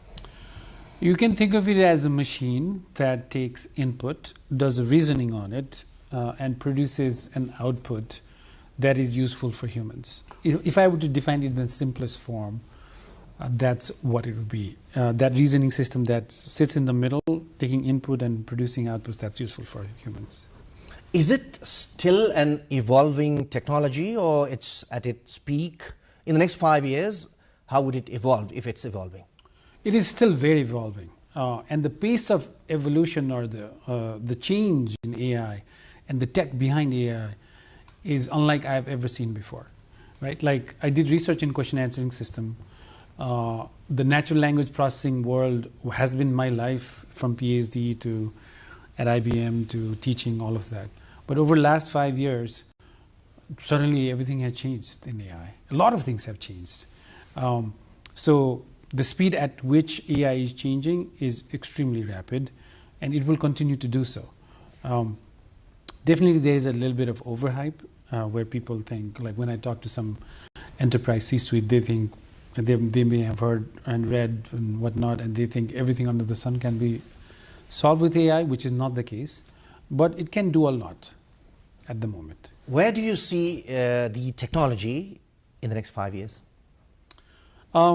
So, especially I'm asking you this question because there's a few people like me who do not have much information about AI. We fear as if it is going to replace human intelligence, or even job loss, or let's say loss of privacy. These are some of the issues that we basically fear. So is that a valid fear in us? Some of it could be valid from a perspective of, maybe not in 5 years, but in 10 years, are all the cars going to drive itself, right? And I was just in San Francisco recently, and that's already a reality there. It's already a reality. I ordered a Waymo, which is similar to Uber, but it's a driverless car. A car just came near me, the door opened, I sat inside, and it just took me a route, stopped and opened and got out. There was no driver. So now that tech is evolving very fast, and more cities are producing that. Now that could generate a genuine questions to all the people who are making their livelihood based on driving cars or driving, like providing this. Or the Uber service, let's say, just to be specific in the US. Now, should they be worried a bit? They are worried, because I had a very interesting conversation with some of the people in LA itself who are in this service. So they were pretty much worried, especially the diaspora, Nepali diaspora, or the people who are relying to that. So that could be a possibility? That could definitely be a possibility. So there are jobs where it could potentially be fully automated. But having said that, I would say AI brings in a lot of augmentation and efficiency gains, which will not necessarily replace the human, but produce a lot more efficient human, almost like a superhuman, where the person will be able to do more jobs in less amount of time. And that efficiency gains could impact overall economic output, which could then generate a lot more new kind of jobs, right? Like already there is prompt engineering, which does not exist before. AI audit, like auditing AI models, those kind of jobs did not exist. So there are new jobs already being created. So I think that will happen as well. But how foolproof is it, Dr. Maske? Can we 100% rely on it? Foolproof as in, will it always be accurate? And I mean, depends on the problem that it is working on. Since you're talking about auditing, for example, yeah. So would it be 100% correct in that sense? At least probably, if you try to build an AI audit system at this point, it probably will not. And in many cases, it might never be 100%, because we as humans also make error. Or the people like you would like to leave some space for the humans there as well? No, the thing is, the AI is just learning from humans. And when it's learning from humans, if the training data has a certain amount of ambiguity, then it will also not be able to separate out some of those ambiguities, in which case it will make those errors. So in many cases, you will see 95% accuracy or 96%. In some instances, it has gone to 99%. But if you look at enterprise AI being built right now, in many cases, it is actually 90% or less than 90%, right? So there's still a decent amount of progress that we need to do to make AI what I quote unquote foolproof, which is not the case for every instance right now. Well, enlighten me on this particular question, Dr. Maske.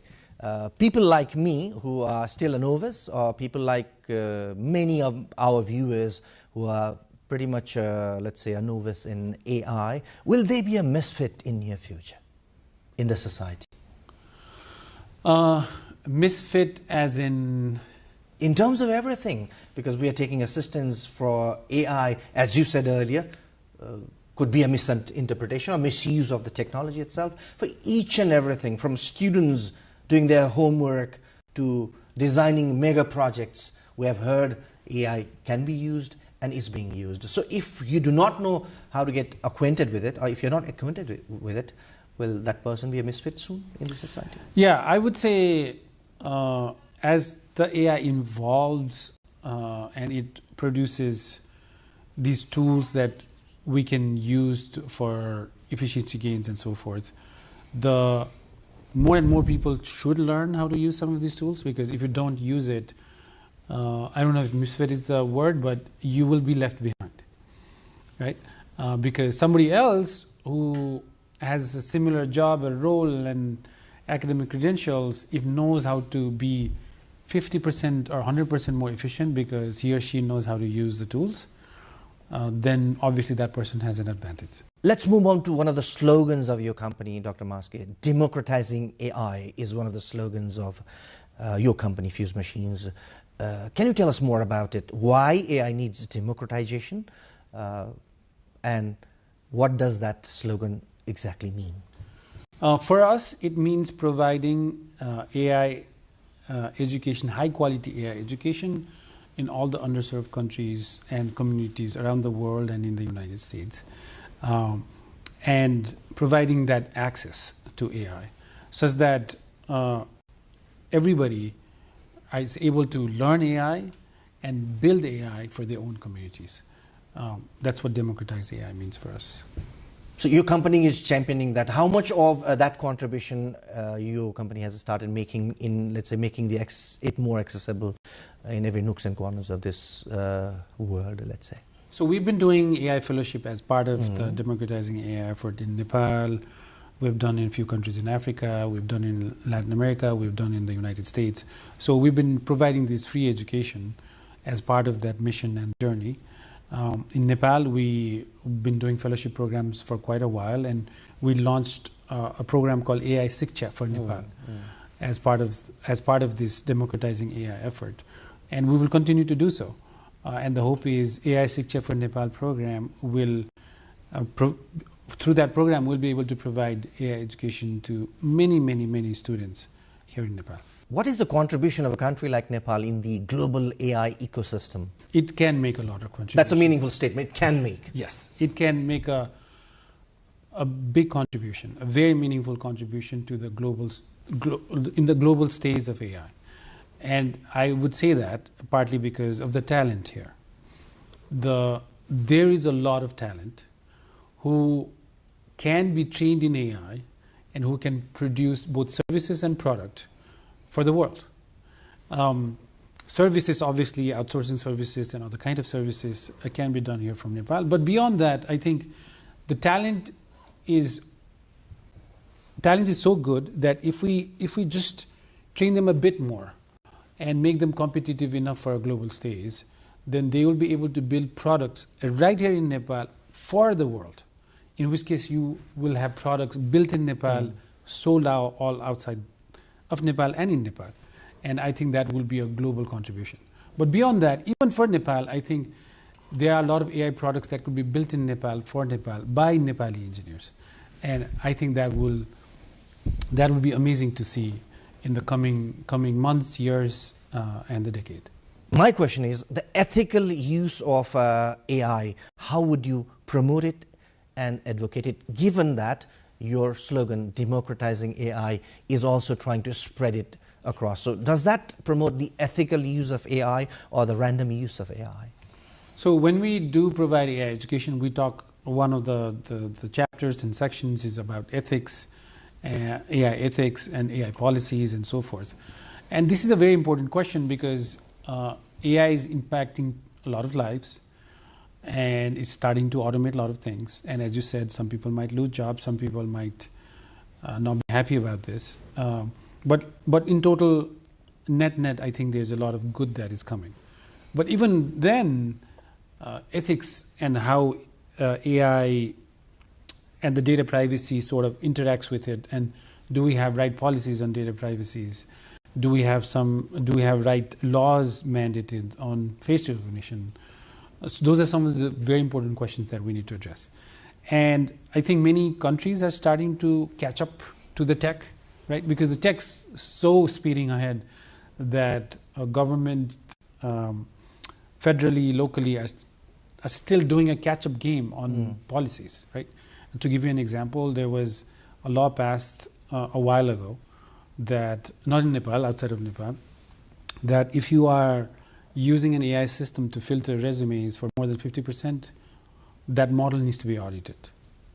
But what does model auditing, AI model auditing even means, and who's going to do it? None of that was clear, right? So that created a situation where people were confused. So I think, especially things related to AI and the ethics of AI, there needs to be more study. There needs to be more policymakers who has also studied AI, spend time on it, and figure out how all of this intersection needs to be untangled to make sure AI is impacting lives for better and not necessarily for worse. We see a lot of misuse of AI, let's say defaming someone, infringing into privacy of someone. So could there be a system within the AI itself that could stop things like that? If not fully stop, at least identifying misinformation, fake videos, fake pictures, those are some of the new AI systems being built. We are all, because we have had some issues where, for example, the candidates, especially when we are hiring remote engineers, the person who interviewed versus person who applied and who started working were all different. And we didn't catch fast enough until they got onboarded. And then we realized, oh, the person who's attending the meeting doesn't look anywhere like the person who interviewed, right? And we are playing that catch-up. And that playing that catch-up requires actually additional kind of AI systems, which will also help us to catch fake videos and fake interviewers, like job interviewers who are interviewing with generated faces in the interviews, and so forth. So to catch the systems, we need, it's the AI system generating the problems, but at the same time, we need AI systems to help us catch those problems as well. And that needs greater investment, as you said, greater enforcement. For example, kids as young as, let's say, 10, 12, were exposed to AI tools, are not aware about the ethical use of AI, because the system that they are exposed with would be the cheaper one, readily available one, free to use one, which are more onto attracting users and generating money out of that. So can there be a system within the AI to control things as such? Yeah, definitely. I think there is verification systems coming in place, and I think even the large language model systems like ChatGPT and others are coming up with a framework on how to give a safe access to kids of certain age, below 13, below 9, below 18, and so forth. So those could be built in. Very interesting conversation. We're talking to Dr. Samir Maske, founder and CEO of Fuse Machines, adjunct associate professor at University of Columbia, teaches artificial intelligence, which could replace you and I tomorrow unless we get to learn about it, unless we learn more and more about it.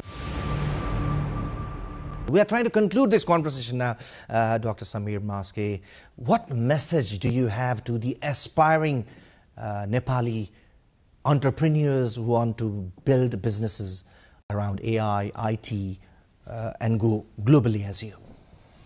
What I would say is, for aspiring entrepreneurs here, you have the talent, you have skills that are equally competitive to any other aspiring entrepreneurs around the world. And if you aspire to build an AI company, you should absolutely go for it and build it and start a dream here, but I'm pretty sure many will be able to take it to the global stage. So you should just absolutely go for it. Final thought on the political changes that the country has seen, if any you want to make? There's been a lot of changes over time, and some of the frustrations have boiled up to a level where it brought about this change, and this puts us at a beginning stages of being able to bring a new kind of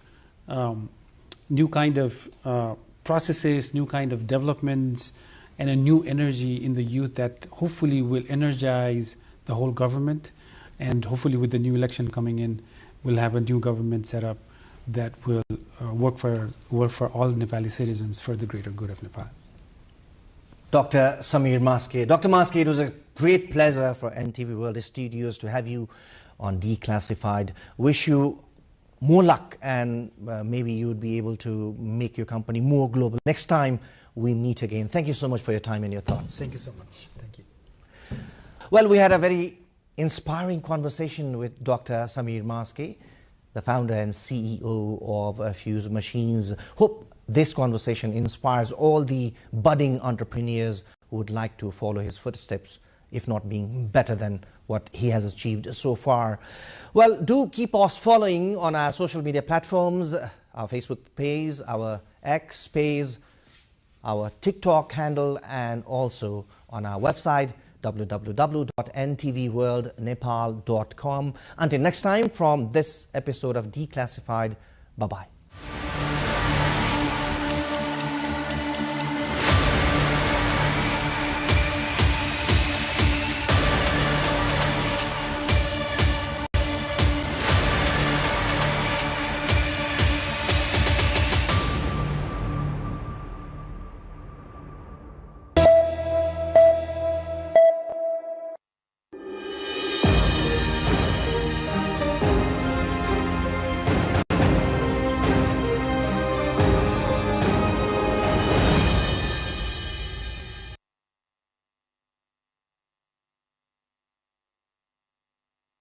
Hello, Saudi Kharka, hello!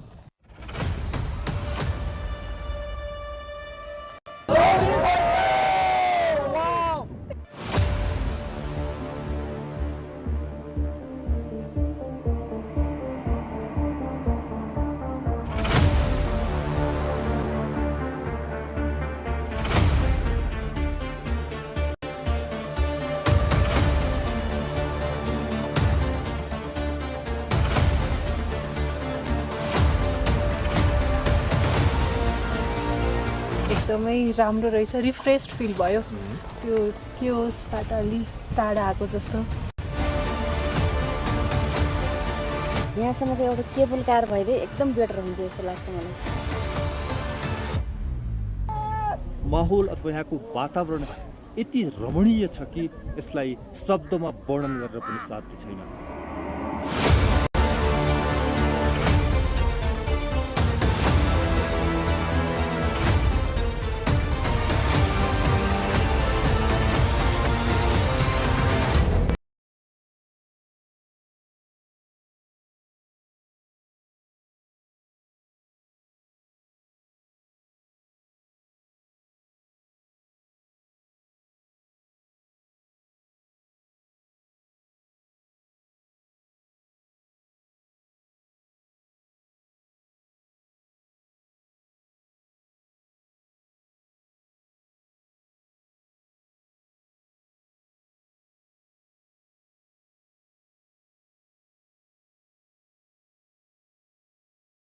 Clay houses stacked upon one another, the white Himalayan peaks, vibrant flower gardens of Bukit Batan, melodious rivers and lakes, and unique authentic arts and culture. All of these make Eastern Rukum a place that captivates every visitor.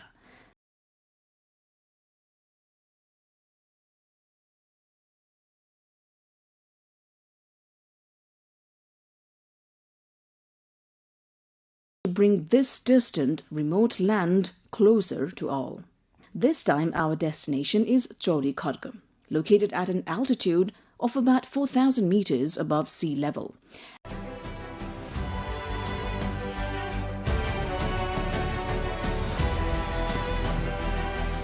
Our trek begins at Bati Halune.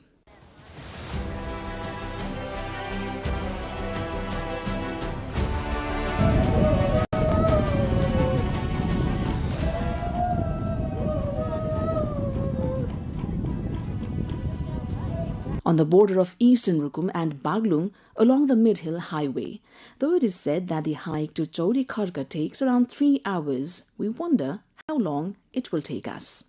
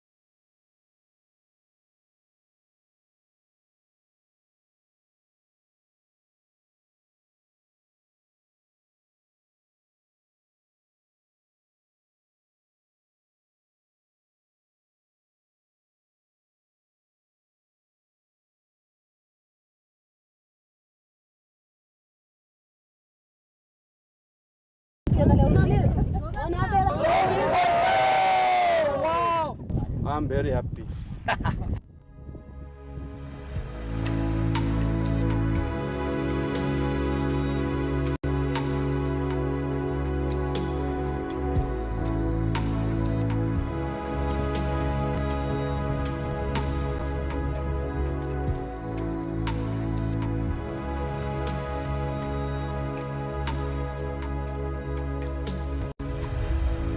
हिजो हामीले यस्तो मजाको सिन हेर्न पाइए हैन अहिले चाहिँ त्यही अब आज हजुर बिहान 5 बजे आएर ल्याएको हिजो बेलुका त पुरै कुहिरो थियो यहाँ त केही देखिदैन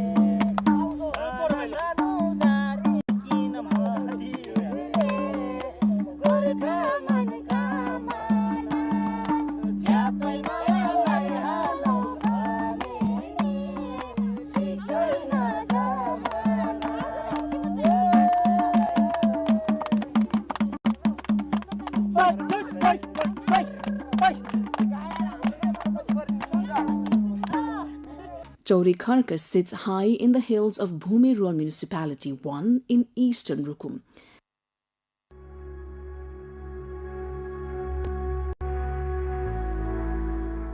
It is truly a rare gift of nature, beyond words to fully describe.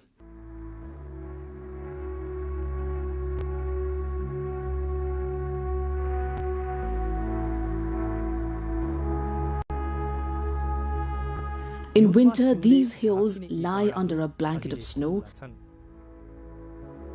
but now they open up in vibrant color. Green pastures, wide grazing lands, blossoming flowers, and herds of yaks, sheep, and horses make Chorikarka a destination of extraordinary delight.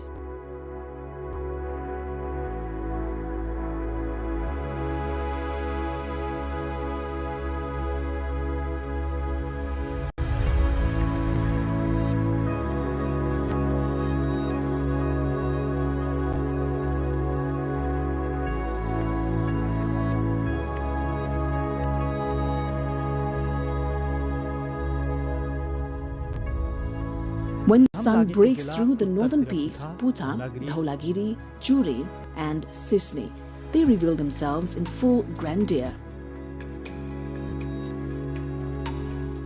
Rivers flowing through the valleys, including the northern Ganga and Niseldhor, together with the backdrop of Dhor Patan, enchant every traveler. The meadows of Chorikarka bloom with colorful flowers. Among them, cows, sheep, and horses graze peacefully, creating a scene that feels almost dreamlike.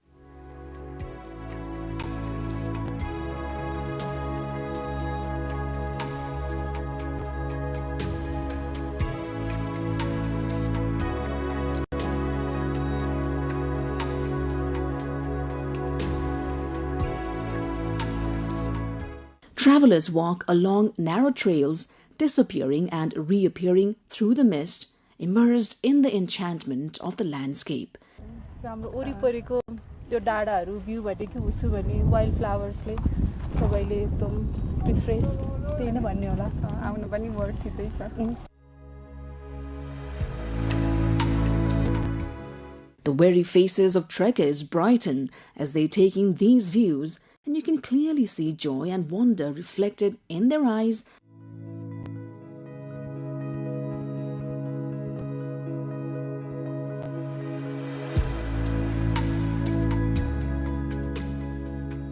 Fatigue melts away into the beauty of nature.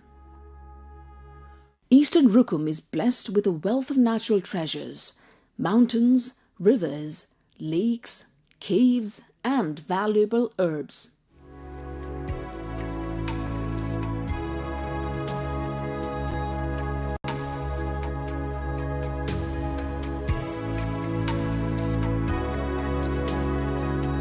In recent years, Chauri Kharga has become an increasingly popular destination for domestic travelers, drawing visitors eager to witness its natural magnificence.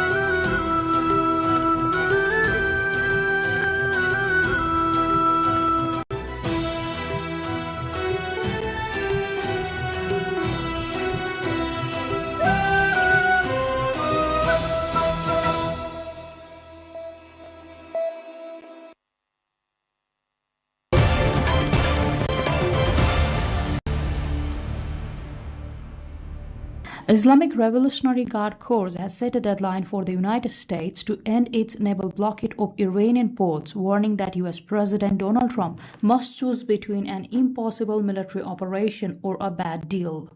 The statement comes after Tehran submitted a 14-point proposal to Washington calling for guarantees of non-aggression, the lifting of the blockade, and end to the conflict on all fronts, including in Lebanon. Trump said he would soon be reviewing the plan Iran had just sent, but indicated skepticism about the prospects for a deal. President Trump said he was unhappy with the new proposal from Iran for peace talks with the United States, with negotiations between the two sides stalled amid weeks-long ceasefire. So they want to make a deal, but I'm not satisfied with it, so we'll see what happens.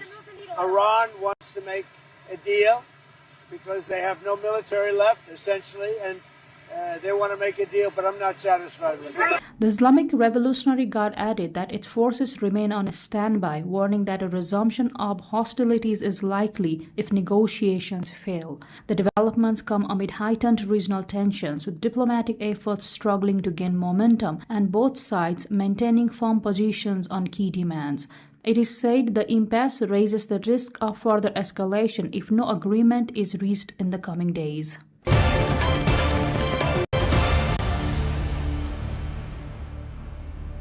Israel's military on Sunday issued new evacuation warnings in southern Lebanon for villages beyond the area it occupies, despite a truce with Lebanon intended to halt fighting with Iran-backed Hezbollah.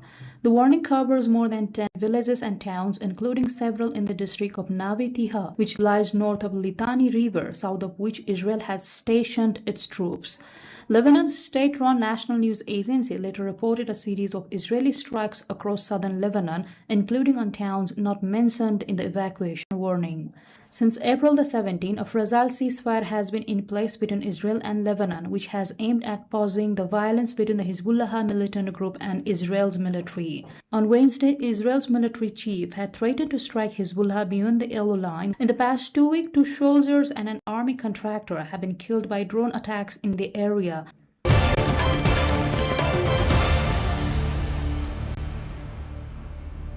World Press Freedom Day has been observed across the world with the theme Shaping a Future at Peace, promoting press freedom for human rights, development, and security. Every year, May 3rd is observed as the World Press Freedom Day to evaluate press freedom around the world to defend the media from attacks on their independence. Meanwhile, press freedom has declined to its lowest level in 25 years, according to the latest annual rankings released by Reporters Without Borders, RSF. Its latest report, the 2026 World Press Freedom Index, details how the working environment for journalists is worsening worldwide. RSF Director General has warned that journalists across the world are increasingly facing legal and political pressure, with their work being criminalized through what he described as an expanding set of repressive laws. Reporters sans frontières publie son classement mondial 2026 de la liberté de la presse. Il y a 3 faits saillants. Tout d'abord, la liberté de la presse est à son plus bas depuis que RSF le mesure, depuis 2002. Deuxièmement, nous voyons que la tendance annuelle, c'est la baisse très nette d'un indicateur qui est celui de l'indicateur légal. De plus en plus de journalistes nous font part de la criminalisation de leurs pratiques, avec un arsenal de lois répressives qui est déployé contre eux. Et puis troisièmement, les Amériques dévissent dans le classement. Les États-Unis perdent 7 places et puis on voit des pays d'Amérique latine qui connaissent un déclin assez net, assez prononcé. Je pense notamment à l'Équateur et au Pérou. C'est le fait. The RSF further added, conflicts and wars are emerging as a major driver, creating some of the most dangerous environments for journalists, restricting access to information, increasing censorship, and exposing reporters to violence, detention, and even death.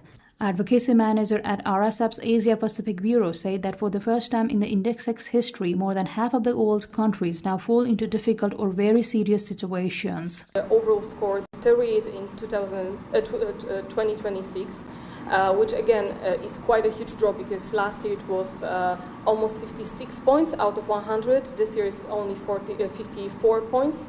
So we have 1 point drop within the global score. And that 94 countries now fall into the difficult and very serious categories. The report also highlighted a notable decline in the United States, which fell 7 places in the rankings, underscoring concerns over growing challenges to press independence, even in established democracies. Nepal, meanwhile, tops South Asia in Press Freedom Index, ranking 87th out of 180 countries, followed by India at 157th, while Bhutan, Sri Lanka, Bangladesh, and Pakistan trail further behind, with Afghanistan ranking lowest in the South Asian region.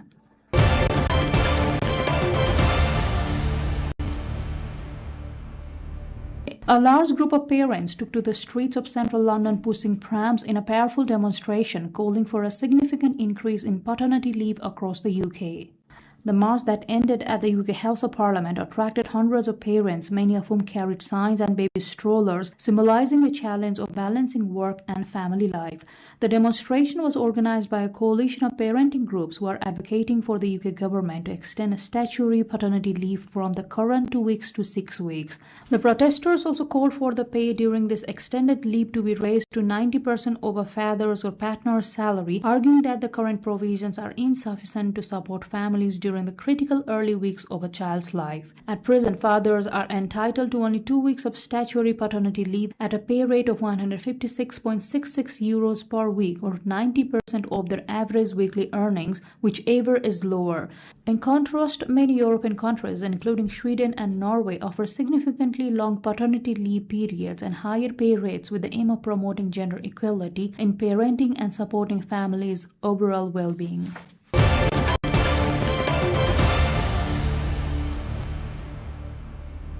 Officials in Bangkok have stepped up enforcement of stricter regulations on street vendors, a move that officials say is aimed at improving urban order, but which threatens the livelihoods of thousands and the future of the city's renowned street food culture. The tighter controls include limits on where vendors can operate, increased licensing requirements, and periodic crackdowns on unregistered stalls, prompting concern among vendors and residents that the measures could erode a long-standing informal economy that has defined the Thai capital for decades. City officials argue the measures are necessary to ease congestion, improve sanitation, and ensure pedestrian safety, particularly in busy commercial districts. However, vendor groups and urban advocates warn that without adequate alternatives or support mechanisms, the policy risks displacing small-scale traders and undermining a key part of Bangkok's cultural identity and tourism appeal.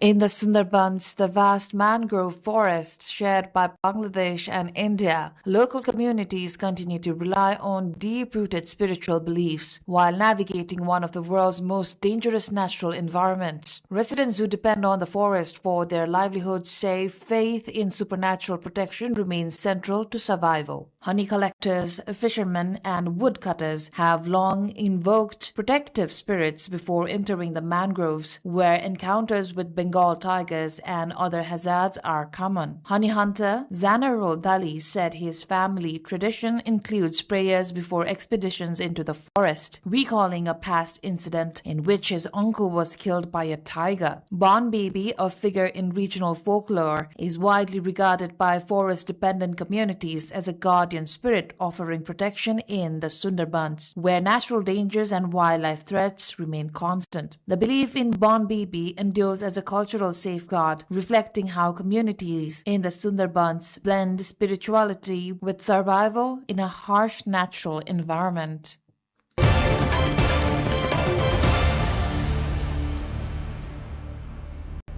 The excitement is reaching a fever pitch as over 2 million people gather at Copacabana Beach for a free mega concert by Latin pop icon Shakira. Fans from around the world have flocked to Rio to witness the historic performance, which is set against the iconic Copacabana Palace Hotel. The massive 1,345 square meter stage, constructed on the beach, promises an unforgettable show with state-of-the-art sound and visuals. Shakira, who has been staying at the Copacabana Palace since her arrival, is expected to perform a mix of her greatest hits, including Hips Don't Lie and Waka Waka, as well as songs from her latest album. The concert has already sparked a boost in tourism, with hotels and local businesses seeing an influx of visitors. Authorities have ramped up security to ensure the safety of the massive crowd, with thousands of officers and medical teams on standby. As the sun sets and the crowd fills the beach, anticipation builds for what will likely be one of the largest and most memorable concerts in Brazil's history. For many, this is a once-in-a-lifetime opportunity to see Shakira perform in such a legendary setting.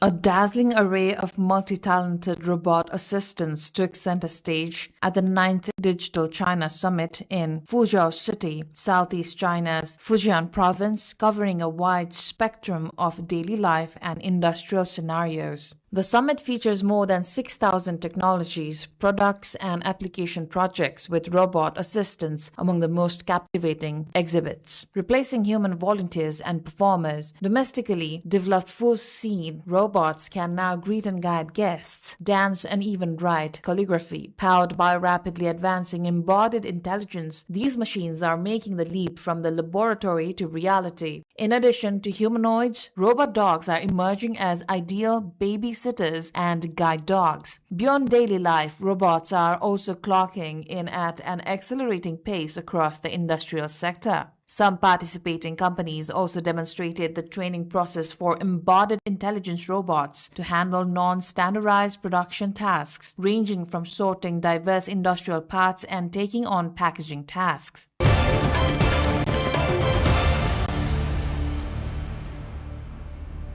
For a few days each year, members of India's often marginalized transgender community gather in large numbers at a unique religious festival that offers both spiritual significance and rare social acceptance. Centered around the Kutandawar temple, the annual festival attracts transgender participants, many of whom identify as part of the transgender, also called Hijra community, from across the country. The event is dedicated to Aravan, a figure from Hindu mythology whose story holds deep cultural and symbolic meaning for transgender devotees. According to tradition, Aravan agreed to be sacrificed before a great battle in the epic Mahabharata, but requested to experience marriage before his death. The god Krishna is believed to have taken the form of a woman to fulfill this wish, a narrative that has become central to the festival's rituals and its significance for gender-diverse communities. During the event, participants take part in symbolic marriage ceremonies to Aravan, followed by mourning rituals that reenact his death. The ceremonies blend religious devotion with cultural expression,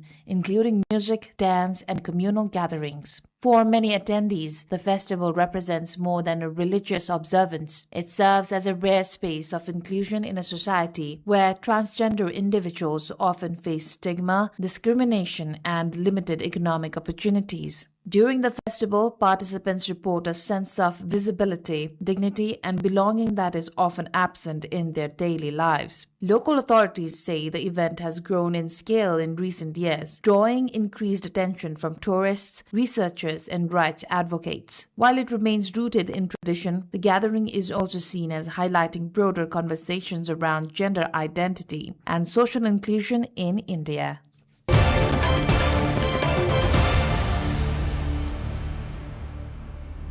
Thousands of dancers gathered in the main square of Armenia's capital, Yerevan, to mark International Dance Day, with a large-scale public performance that turned the city center into a mass cultural stage. According to the Armenian Ministry of Education, Science, Culture and Sport, approximately 4,000 participants took part in the event. The ministry said the gathering brought together dancers of different ages and backgrounds, highlighting the country's efforts to promote cultural expression and public participation in the arts. The celebration took place in the city's center square, where performers filled the open space with synchronized routines and traditional as well as contemporary choreography. Organizers described the event as part of broader initiatives to encourage engagement with national culture and strengthen community involvement through performing arts. International Dance Day is observed globally each year as a celebration of dance as an art form and a means of cultural exchange.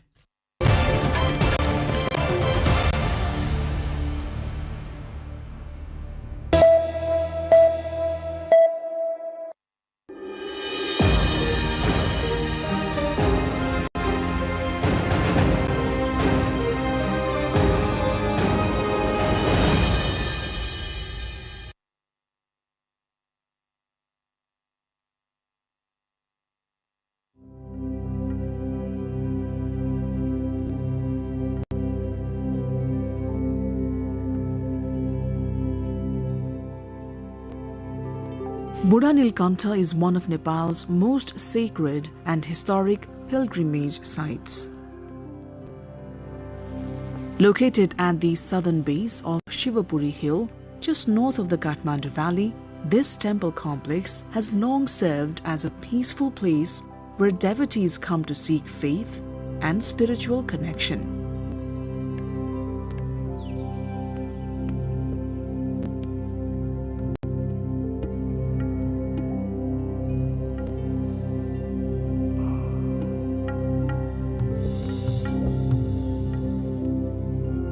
At its center lies the extraordinary statue of Lord Vishnu, known here as Jal Narayan.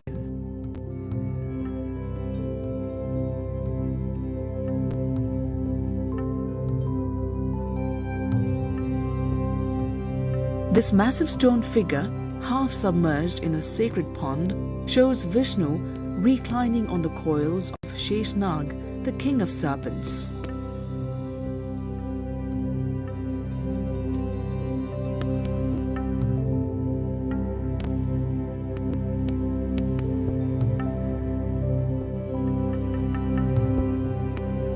Resting on the cosmic ocean, this form represents divine balance and protection, making Buranilkantha one of the most revered Vishnu shrines in Nepal. यहाँ विशेष गरी हाम्रो वैशाख महिनाभरि मेला लाग्ने गर्दछ। त्यसमा पनि वैशाख 1 गतेलाई विशेष रूपले मानिन्छ र वर्षमा 5 चोटि वैशाख 1 गते भगवानलाई विशेष गरगहनाहरूले सजाइन्छ, पूजापाठ विशेष पूजाहरू हुन्छ, महास्नानहरू आदि हुन्छन्। त्यस्तै गरी वैशाख 1 गते, वैशाख पूर्णिमा अनि कार्तिक शुक्ल द्वादशी र कार्तिक पूर्णिमामा विशेष मेला लाग्दछ र यस ठाउँको पर्व अनुसारको विभिन्न समयमा एकादशीमा, शनिबार, बुधबार, बिहीबार त्यस्ता विशेष पर्वहरूमा ठुलो घुइँचो भिड लाग्ने परम्पराहरू चल्दै आएका छन्। Two major festivals, Hari Sayani Ekadashi in Asar and Hari Bodhini Ekadashi in Kartik, are celebrated with great devotion. Ekadashi, observed on the 11th day of each lunar fortnight, is a sacred fasting day dedicated to Lord Vishnu. It is believed to purify the mind and body and deepen spiritual discipline. During these festivals, the temple becomes lively with worship, fasting rituals, chanting, and the lighting of oil lamps. Even on regular days, hundreds of people visit to pray, meditate, and experience the calm environment of the temple. The history of Buranilkantha is believed to date back to the Lichavi period, showing the artistic and cultural depth of ancient Nepal. The 5-meter-long black stone idol lies gracefully on the serpent bed, holding the conch, chakra, mace, and lotus, symbols of protection, cosmic order, and divinity. According to legend, a farmer and his wife discovered the statue while plowing their field. Their plow struck stone, and the idol is said to have bled. Shocked, the villagers gathered and uncovered the figure with their hands. Afraid they had committed a sin, the farmers apologized to the god for disturbing the idol.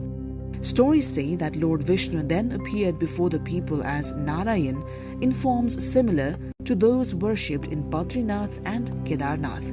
This is believed to be the origin of the name Nilakantha. किसानले हाम्रो खलोमा जहाँ खन्यौं त्यहीबाट रगत आइरहेको छ भन्ने कुराहरू चाहिँ फैलिए अनि गाउँका किसानहरू जो खेतमा काम गरिरहेका थिए ती सबै जम्मा भएर हातको माध्यमले खन्दै जाँदाखेरि यो भगवानको दिव्यमान विग्रह प्राकट्य भयो। प्राकट्य भइसकेपछि तिनी किसानलाई पुरा चिन्ता भयो, चिन्तित भए। मैले त ठुलो अपराध गरेछु, भगवान यहाँ हुनुहुँदो रहेछ मलाई थाहा थिएन र भगवानसँग एकदम अनुनय विनय गर्न थाले, रुन कराउन लागे। साक्षात हेर्दाखेरि भगवान चाहिँ सामान्य रूपमा, सामान्य दृष्टिले हेर्दाखेरि नारायणको रूपमा देखिनुहुन्छ, तर भगवान चाहिँ बद्रीनाथ र केदारनाथजीको स्वरूपमा आउनु भएको अनि त्यसलाई चाहिँ पूर्णता दिनको लागि नाम चाहिँ उनको नाम नीलकण्ठ थियो। त्यही भएर भगवानले तिम्रो नाम र मेरो नाम प्रसिद्धि गर भनेपछि नीलकण्ठ भनेर चाहिँ नाम रहने भयो। Although open to the sky, the temple is an important example of traditional Nepali architecture, simple, symmetrical, and symbolic. The area also serves as a gurukul, offering teachings in Sanskrit, Vedas, and classical forms of worship.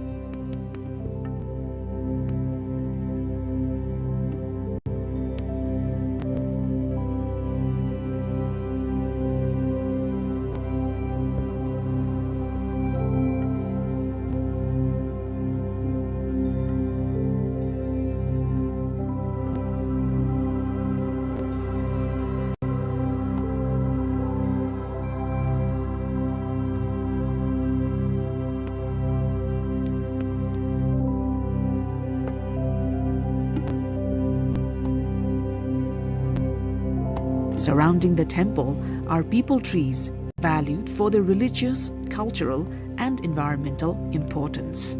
They provide shade and a sense of calm to the space.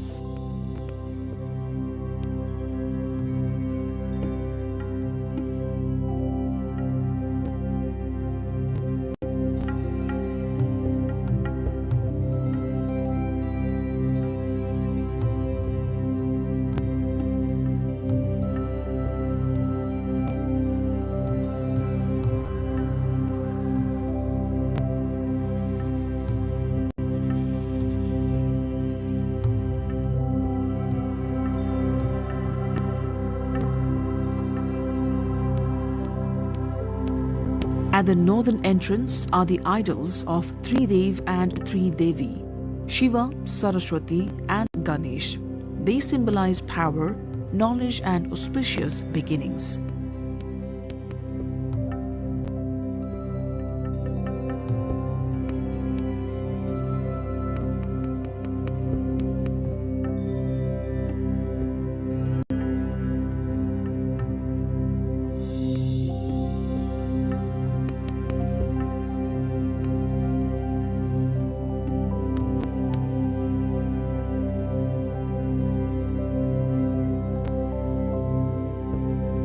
At the center stands a statue of Hanuman, representing strength, devotion and loyalty.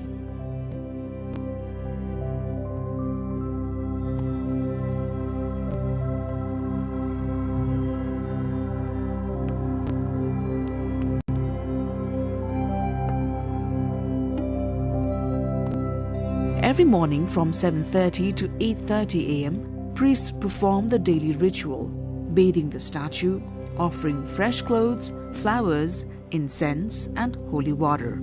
The sounds of conch shells, bells, and chanting create a devotional atmosphere.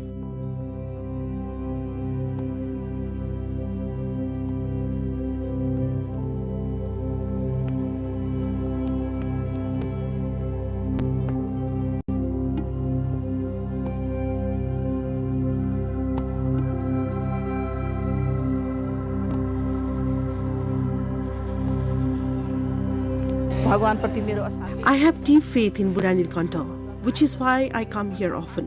Every visit brings me a sense of peace and comfort. Buddha Nilkantha is also connected to nature. The green forest of Shivapuri rises just above the temple, adding to its peaceful surroundings.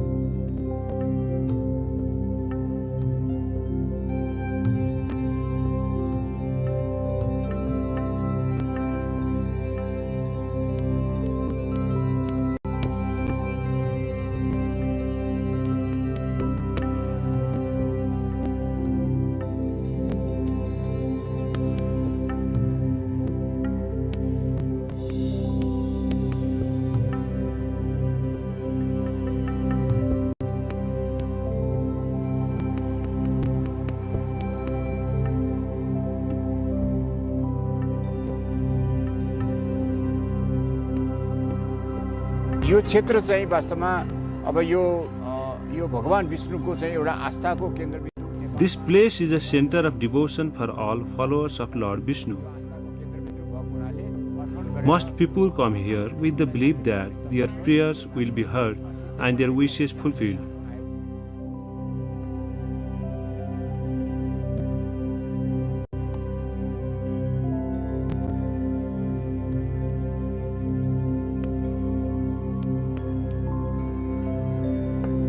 For many visitors, the temple acts as an entry point to both spiritual and natural beauty, attracting pilgrims from Nepal and abroad.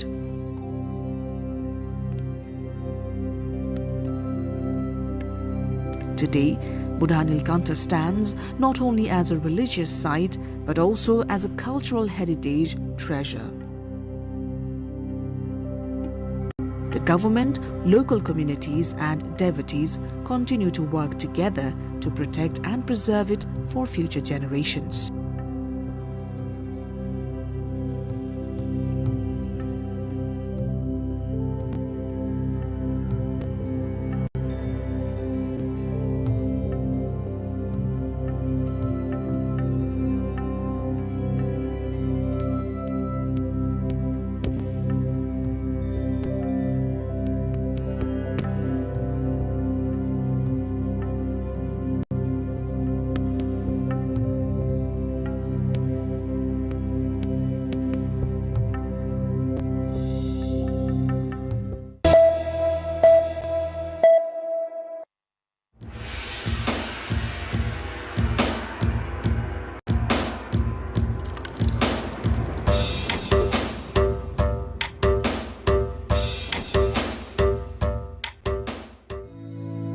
intermittent playing hide and seek with the fog, enchanting one's heart with the sight of fully bloomed rhododendrons, and rejoicing in the lap of nature with the chirping of the birds. When you set foot in Sandakpur, you experience a wonderful feeling of heavenly bliss right here on earth. Due to the ever-changing weather and the snow-white mountains visible right in front of your eyes, Sandakpur constantly draws everyone's heart towards it.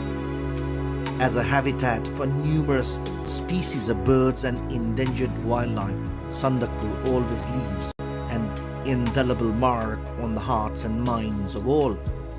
Situated at an altitude of 3,636 meters above the sea level, Sandakpur is located at Ward 2 and 4 of Sandakpur Rural Municipality in Nepal's eastern Ilam district.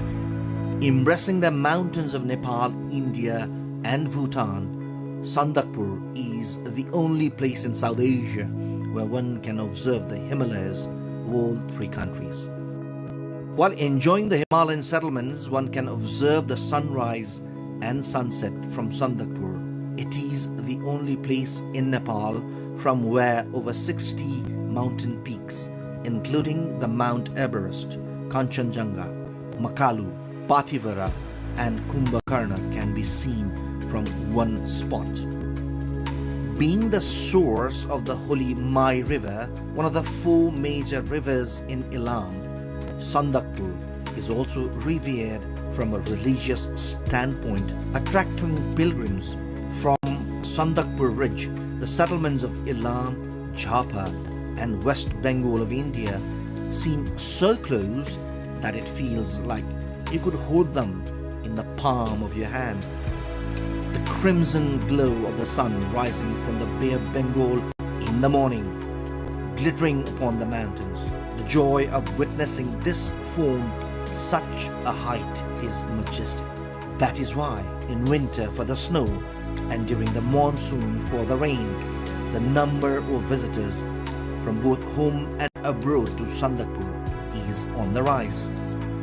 Among the different species of rhododendrons found in Nepal, 36 can be spotted just along the Sandakpur trek. The rhododendrons blooming all over the forest captivate every heart. With the chirping of birds, the cliffside honeybees, and the opportunity to study endangered species like the red panda, vultures, while enjoying nature, Sandakpur journey has captivated trekkers from around the world. Every year, more than 150,000 tourists from India, Bhutan, Bangladesh and Europe visit Sandakpur.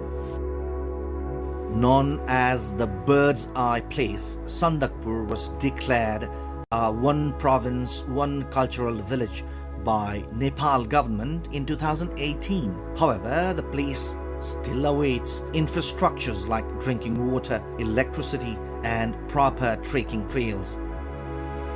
Sandakpur can be reached after a 42-kilometer ride from the Ilam headquarters via Mai Pokhari and Kalu Pokhari. Another route to Sandakpur is from Ilam Bazar via Biblate, Sulubung, Mabu and Kalu Pokhari. When trekking to Sandakpur, the highest point of the Mahabharata range, the joy of staying in the homestays and hotels along the way while savoring local cuisine is immeasurable. While forging a connection with the Himalayan settlements, enjoying herbs and local produce, and playing in the snow in winter and the rain during the monsoon, you must visit Sandakpur at least once in your life.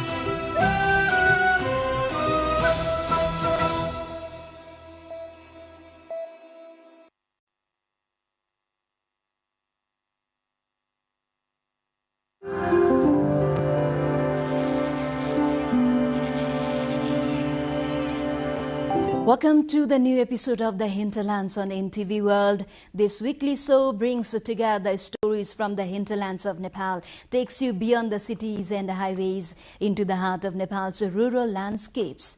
I'm Rosina Rai, and we will be leading you into this journey every week.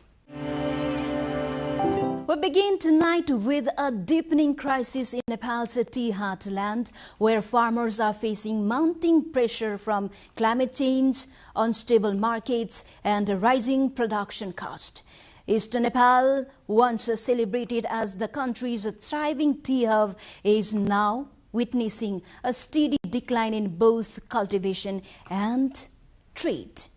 The high-quality premium black tea produced in Nepal's eastern tea gardens, especially in Ilam, often referred as black or Himalayan gold due to its exceptional quality, golden tips, and a strong demand in international markets. The eastern tea gardens, with a century-long history of tea production, form a significant part of Nepal's agricultural export and tourism appeal. Ek Suiro, meaning one bud premium high-altitude orthodox black tea from these gardens, are widely celebrated for its organic standards and a distinctive golden hue. However, farmers in these green hills, along with workers and entrepreneurs in the tea sector, are increasingly facing serious challenges. A weak market system, combined with the growing impact of climate change, has led to a steady decline to both production and export in districts where tea worth billions of rupees is traded annually. Farmers continue to struggle with limited market access as well as shortages of essential fertilizers. सरकारले नै अब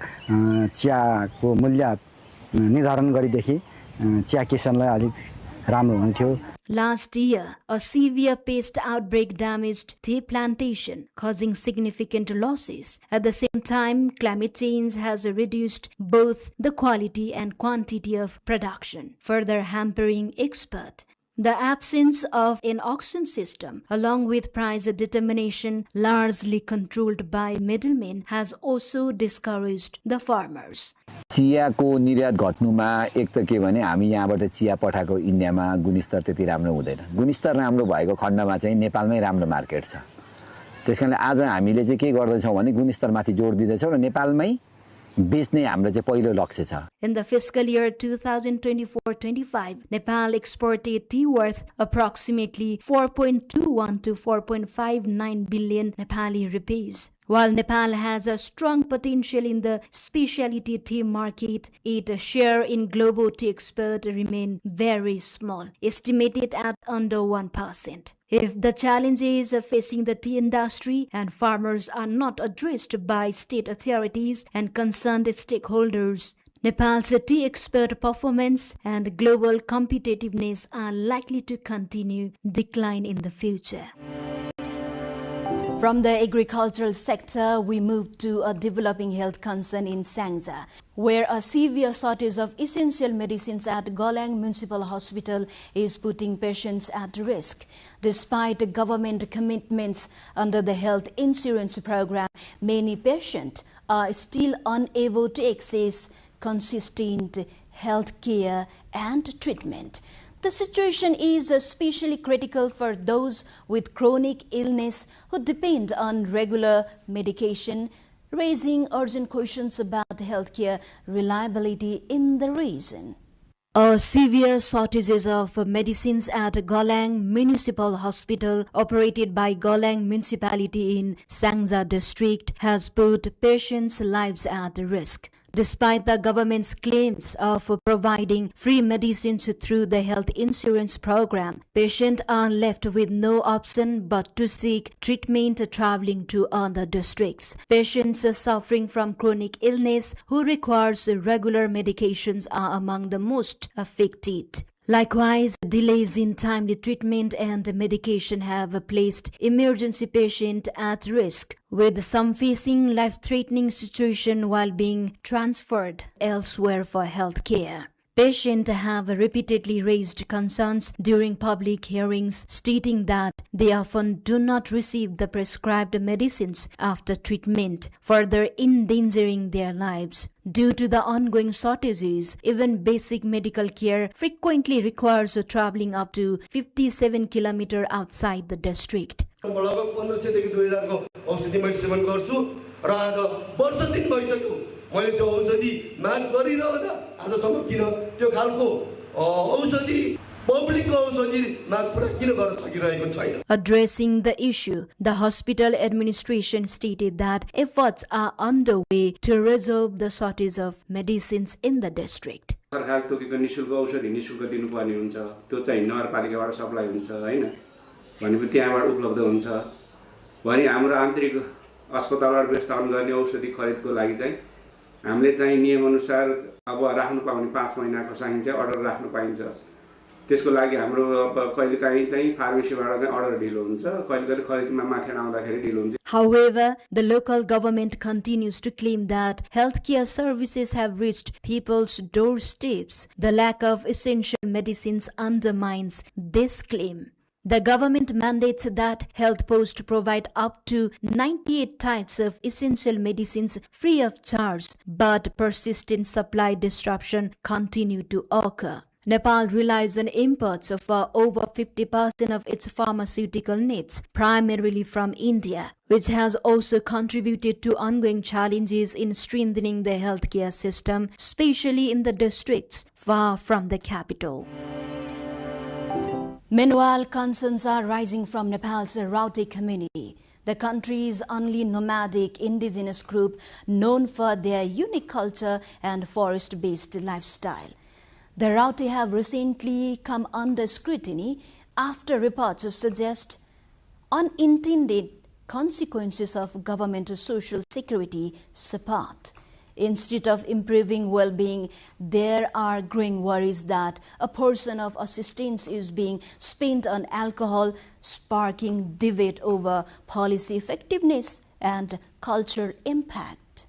The Rauti community, an endangered indigenous nomadic group of Nepal known for its forest-based hunter-gatherer lifestyle, is facing a deepening crisis as increasing dependence on government allowances begins to reshape its traditional way of life. Long identified as the kings of the forest, the Rautis have historically rejected settled living and even considered touching money a sin, sustaining themselves instead through crafting wooden goods and bartering. Recently, that subsistence-based system is rapidly eroding. Regular social security payments distributed by local governments have made cash a central part of daily life, with many community members now waiting for allowance distributions. In a recent instance, Guras Rural Municipality in Karnali Province provided 1.58 million rupees, or around $10,000 to 132 individuals, handing out around 12,000 rupees each. सबै राम्रो मिठो खाने कुरा खाने, मासु खाने,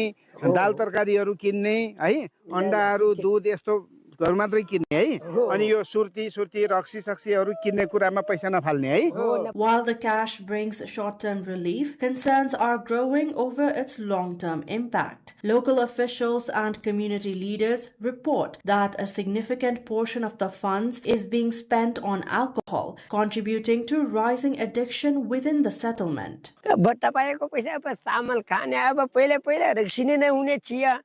अब यस्तै नेपालमा रखिन भइदिए भए अब हाम्रो जनताहरुले पनि खान नदिने चिया नखाने चिया हामी पनि अलिअलि अब पहिला आफूले बनाएको त्यो झोल मात्रै खाया थियो आज पनि अलिकता यति एक गिलास झोल हामी पनि खाया छौं धात कुडा गरेर क्या फाइदा छ र अरूले धाच्यार फाइदा हुँदैन A single Rauti family in an average receives up to 100,000 rupees in government allowances from these funds every 4 months. Ironically, instead of improving their standard of living, this amount has increased dependency. Their ancestral skills and hard work in crafting wooden items for livelihood are gradually disappearing. Organizations such as SOSEC Nepal, which has worked in Rauti settlements for years, say the absence of a coordinated government strategy has made it difficult to address these emerging social and health challenges.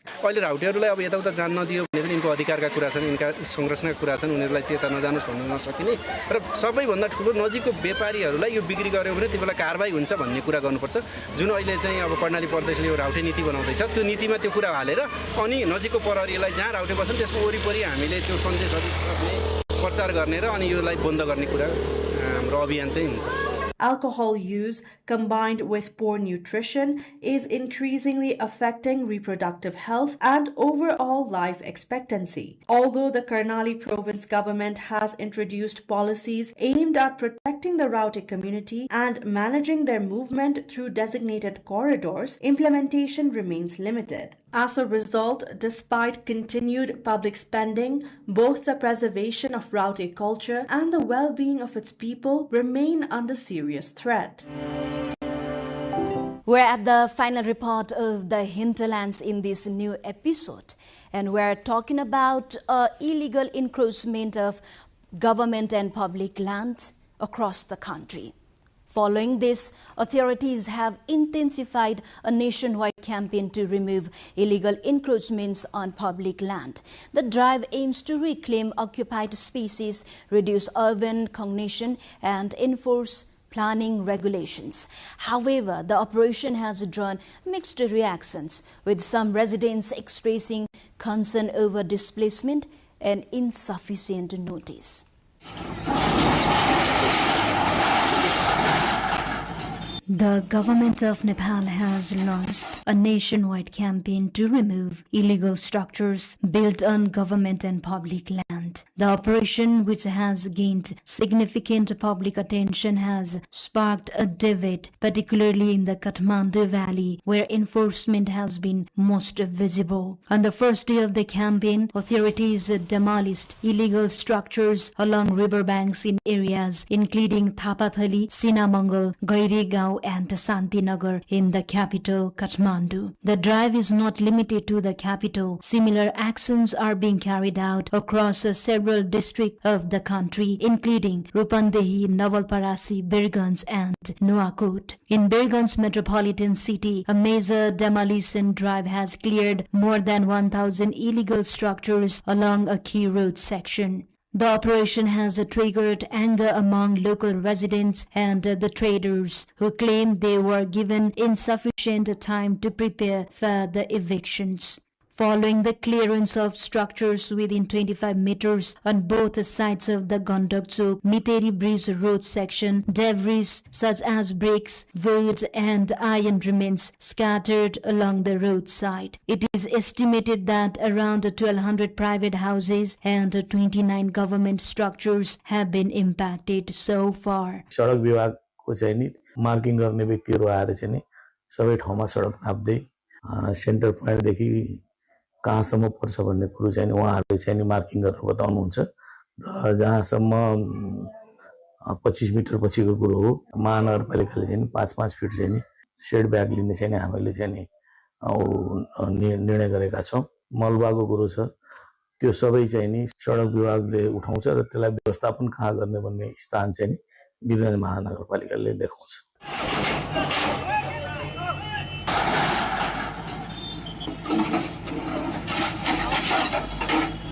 Similarly, in Parasi, the headquarters of West Navalparasi, authorities have begun action against structures built in violation of road standards. Ramgram municipality deployed bulldozers in the Parasi market area to demolish such encroachment, stating that the campaign will continue in surrounding rural areas. In another operation, the Galchi Raswagari Road Project Office removed a dozen government and 86 private structures constructed on encroached government in various locations of Bidur Municipality, Nuwakot. Beyond the cities and the headlines, real lives continue to unfold. Stories are shaped by struggle, strengthened by resilience, and carried forward by hope. This is the Hinterlands, and we will be back next week with more stories from the heart of Nepal. Do follow us on our website, nepaltelevision.com, social media handles, and our YouTube channel. Thank you for joining us. Goodbye for now.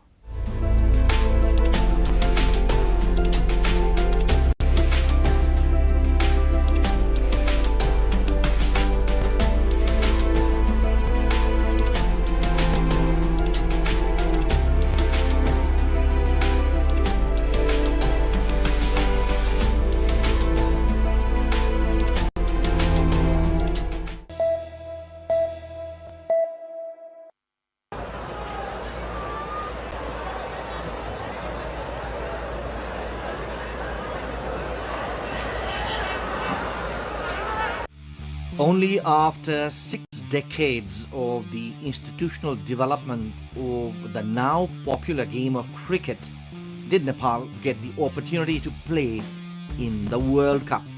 Although cricket was introduced in Nepal during the Rana regime, the sport was confined to a limited number of people, namely the elite. It all started with equipment brought by students returning from their studies in Britain and India. Although Cricket Association of Nepal (CAN) was established in 1947, cricket remained centered among a few affluent individuals and in limited tournaments for a long time.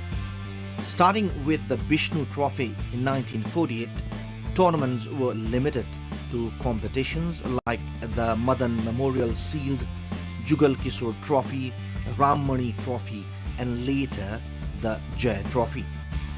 Even as the sport expanded outside Kathmandu Valley, it took decades for cricket to develop at the grassroots level. After the International Cricket Council (ICC) granted Nepal affiliate membership in 1988, Nepali cricket embarked on its international journey. The rule of mandatory participation in tournaments by the ICC and the Asian Cricket Council (ACC) opened doors to international competition for Nepal. After participating in the Under-19 Asian tournament in Hong Kong in 1996, Nepal has not looked back. Winning titles at the Asian and global levels, Nepali cricket team continues its journey towards the pinnacle of world cricket.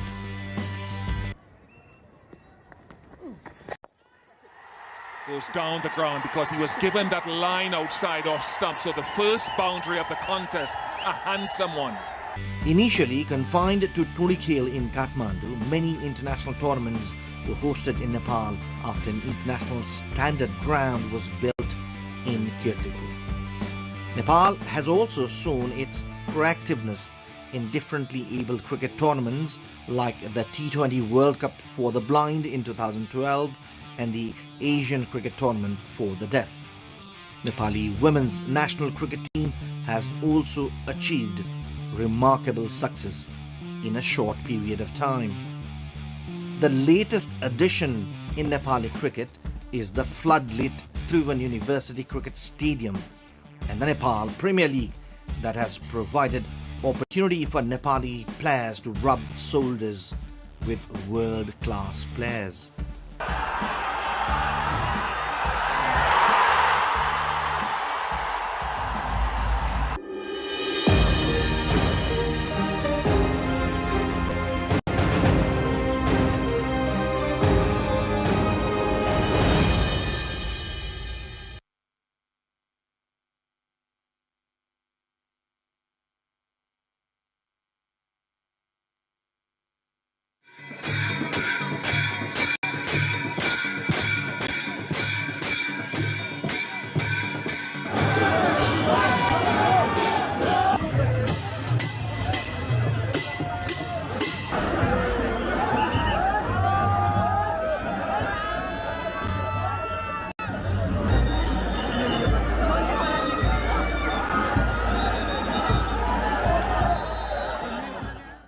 Nepal's festivals are like colors on a canvas. communities celebrate occasions that are as diverse as the country itself. These festivals hold deep personal meaning for individuals, going far beyond mere celebration.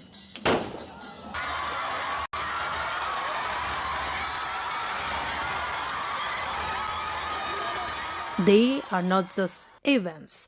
They are emotional, cultural, and spiritual lifelines that nurture identity, community, and inner happiness.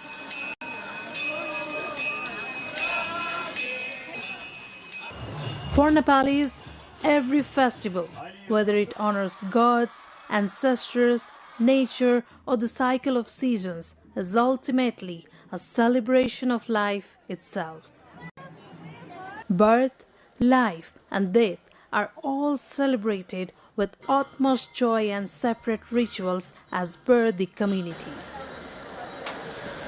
It's a reminder that life, like the changing seasons, is full of both light and shadow, and each festival teaches to embrace both with gratitude. हरेक चाडपर्वमा एउटा एउटा हैन धान रोप्दा फेरि खेतमा हामी पूजा गरेर हुन्छौं, धान थन्काउँदा हामीले हवन गरेर हुन्छौं, नुहाई खाने भनेर भनिन्छ, नवान्न प्राशनको विधानहरू छुट्टै छ। त्यो सम्पूर्ण कुराहरूले हाम्रो प्रकृतिमा पनि त्यति नै सुप्रभाव पार्छ र मान्छेको शरीरमा, मनमा र आत्मासम्म पनि यसले सुप्रभाव पार्छ, आनन्द दिन्छ, सत र चित, राम्रो आनन्द र चिरकालसम्म रहने टिकाउ आनन्द दिन्छ भन्ने मान्यताले गर्दा फेरि यो सबै चाडपर्वहरू हामी मनाइरा हुन्छौं। Major Hindu celebrations like Dasai and Tihar unite families in devotion and joy and is celebrated by majority of Nepalis. While Buddha Jayanti, Loshar, Sakela Udhauli, Shakela Ubhauli, Maghi Shankranti or Maghi showcase the spiritual and cultural vibrancy of Buddhist, Kirat and indigenous communities.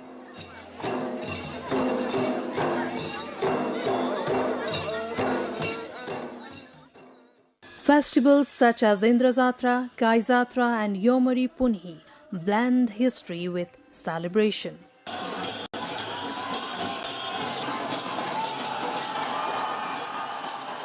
For women, Tees and Rishi Panchami serve as expressions of faith and sisterhood.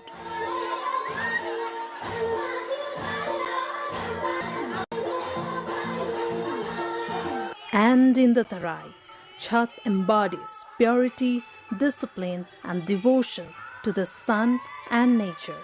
भौगोलिक हिसाबले सानो भइकन फेरि कस्तो भने जात जातिको हिसाबले पनि थुप्रै ट्राइबहरू भएको, यो सबै एउटै जातिको मात्रै छैन, तर हामीका धार्मिक सहिष्णुता छ, रिलिजियस टलरेन्स भन्छौं, त्यो विश्वलाई हामीले दिएको एउटा उदाहरण हो।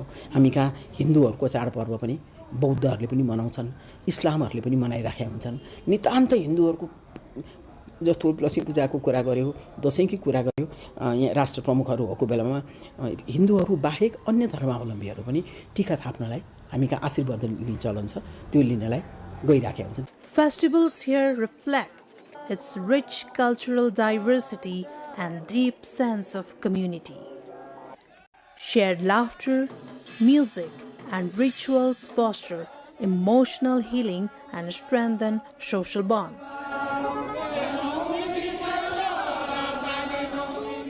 Experts say gatherings and celebrations nurture positivity, hope and meaning. यो त एकदमै ठुलो कस्तो कुरा रहेछ भने यो रिचार्ज गर्ने भन्छ नि, हामी गरिरहेको परम्पराबाट गरिरहेको यस्ता कार्यहरू गर्दा चाहिँ हामीमा के हुन्छ त स्वतस्फूर्त रूपमा हामी चाहिँ नि एकदम फेरि अब हामीलाई एउटा भित्रबाट पनि शान्ति मिल्छ, सुख मिल्छ, त्यसकारण यो चाहिँ आवश्यकै चीज हो। Amid modernization, festivals remain vital anchors connecting people to their culture and roots.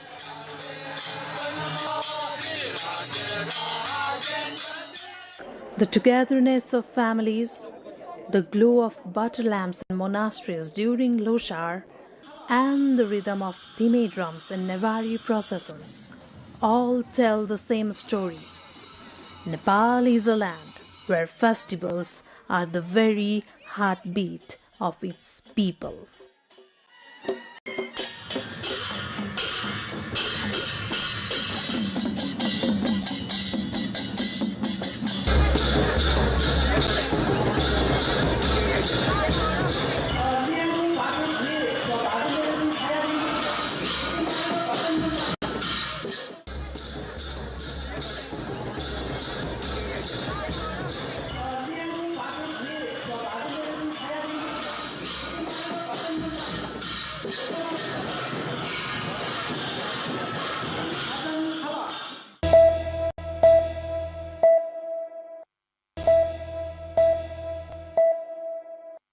Votekosi and Trisuli river rafting.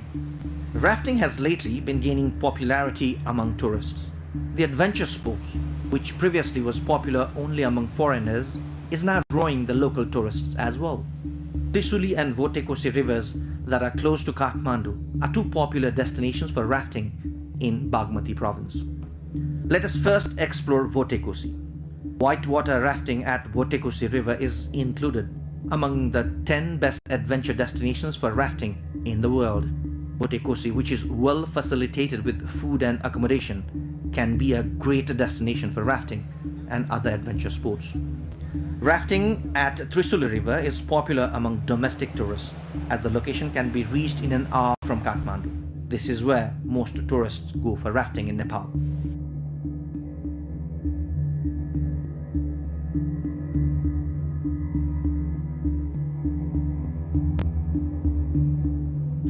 Rafting packages of Votekosi and Trisuli are appropriate for those who want to spend some good time for a few days.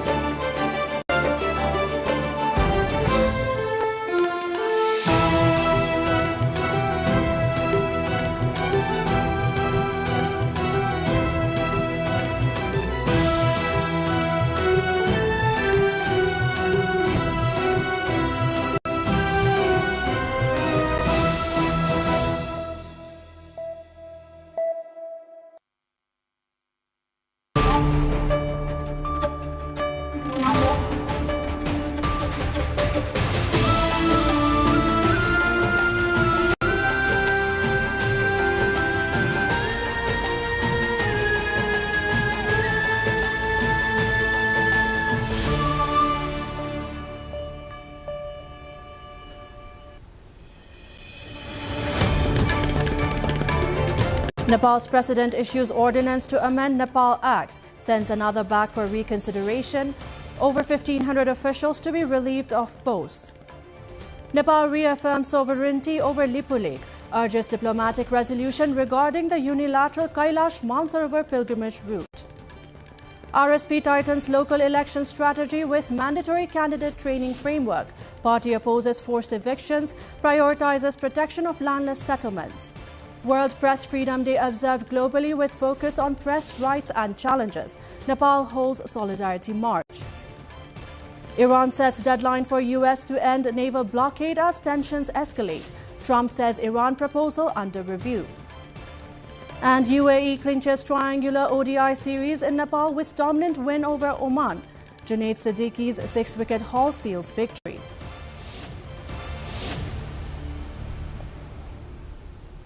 Good evening, I'm Bijata Bhandari and you're watching NTV World News Hour, coming to you live from Kathmandu at 2200 hours Nepal time.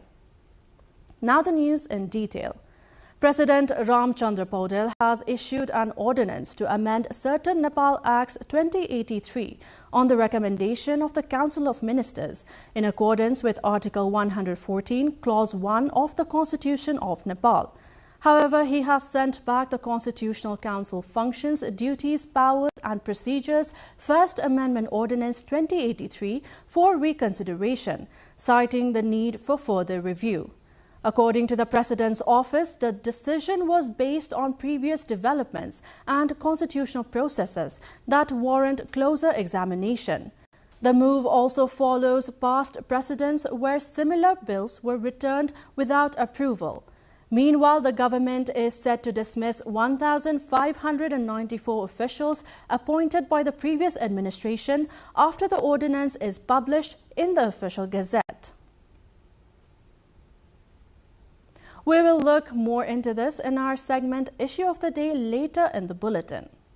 Government of Nepal has asserted that Limpiadhura, Lipulek and Kalapani, located in the east of the Mahakali River, are an integral part of Nepal, as defined by the Sugauli Treaty of 1816. The Ministry of Foreign Affairs has clarified it has taken note of concerns raised in various media reports about the use of Nepali territory for the pilgrimage route via Lipulek. The clarification comes following media queries regarding reports of the proposed India-China Kailash Mansarovar pilgrimage route passing through Lipulek, which is a territory claimed by Nepal. The ministry further said Nepal has conveyed its position to both India and China through diplomatic channels regarding the proposed use of the route through Lipulek. It reiterated that Nepal has consistently urged India not to undertake activities such as road construction, border trade, or pilgrimage-related movements in the disputed area. It also says China has been formally informed of Nepal's position that the Lipulek area falls within Nepali territory.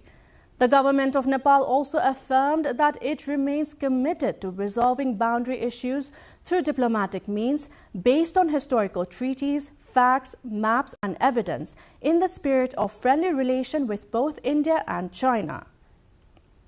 Nepal's Rashtriya Swatantra Party, RSP, has stepped up preparations for the upcoming local level elections, introducing a structured and stricter candidate selection process. A secretariat meeting held at the party's central office decided that all aspiring candidates must complete training through the Candidate Club and Leadership Academy, alongside approving the Local Election Candidate Selection Framework 2083 and forming an implementation committee led by Joint General Secretary Bipin Kumar Acharya. The party placed significant emphasis on the issue of informal settlements, stating that no action should be taken against landless squatters living in insecure conditions until a government-formed competent authority submits its report, and urged authorities to avoid forced evictions amid ongoing demolition drives. It reaffirmed its commitment to protecting vulnerable communities, referencing its policy pledge to address unorganized settlements in a systematic manner. In addition, the meeting approved the revised statute of its parliamentary party and endorsed procedures for holding its first general convention. The party also decided to dissolve the Raswa District Committee and restructure it through a new process as part of a broader internal reforms. Moving on, World Press Freedom Day is being observed globally on May 3rd, with the theme Shaping a Future at Peace, as a new report by Reporters Without Borders (RSF) shows press freedom has fallen to its lowest level in 25 years. The 2026 World Press Freedom Index highlights worsening conditions for journalists, with increasing legal and political pressures worldwide, while Nepal ranks 87th, highest in South Asia. Marking the occasion, the Federation of Nepali Journalists organized a solidarity march in Kathmandu, calling for stronger protection of press freedom. Speakers at the event, including representatives from the National Human Rights Commission and Nepal Bar Association, emphasized that freedom of expression is a constitutional right and pledged legal and institutional support against any violations.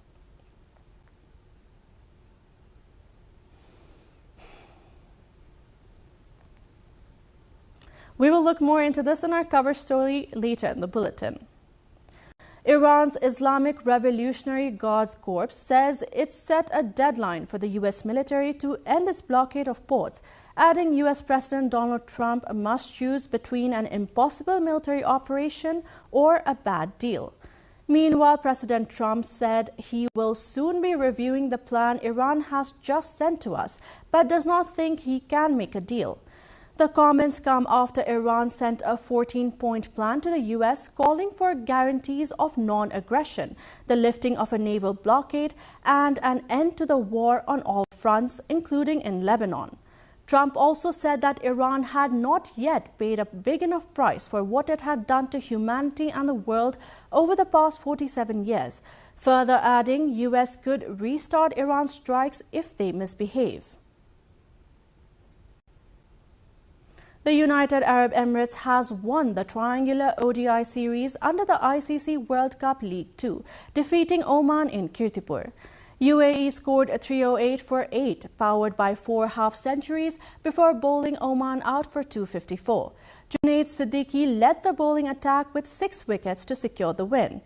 Nepal and Oman will face each other next in the ongoing series.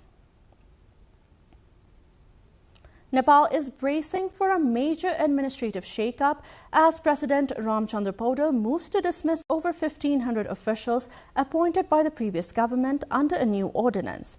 The sweeping decision promises a shift towards merit-based appointments, but not without controversy.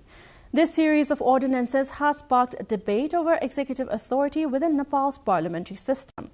We explore these critical queries about constitutional boundaries and the balance of power in our issue of the day after this break.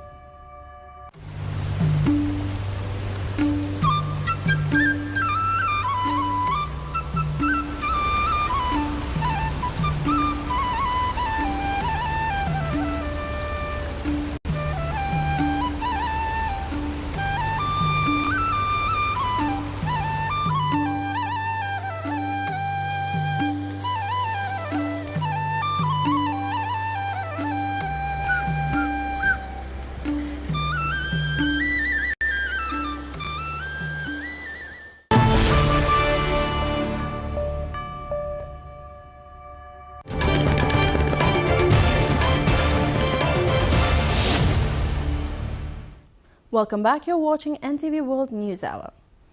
And now it's time for our Issue of the Day segment. President Ramchandra Paudel has issued a series of ordinances on cabinet recommendation, covering various sectors, prompting renewed discussion on their scope within Nepal's parliamentary framework. This also has triggered fresh concerns over executive overreach and constitutional limits in the country's parliamentary system. Sabika Shrestha delves deeper into this issue.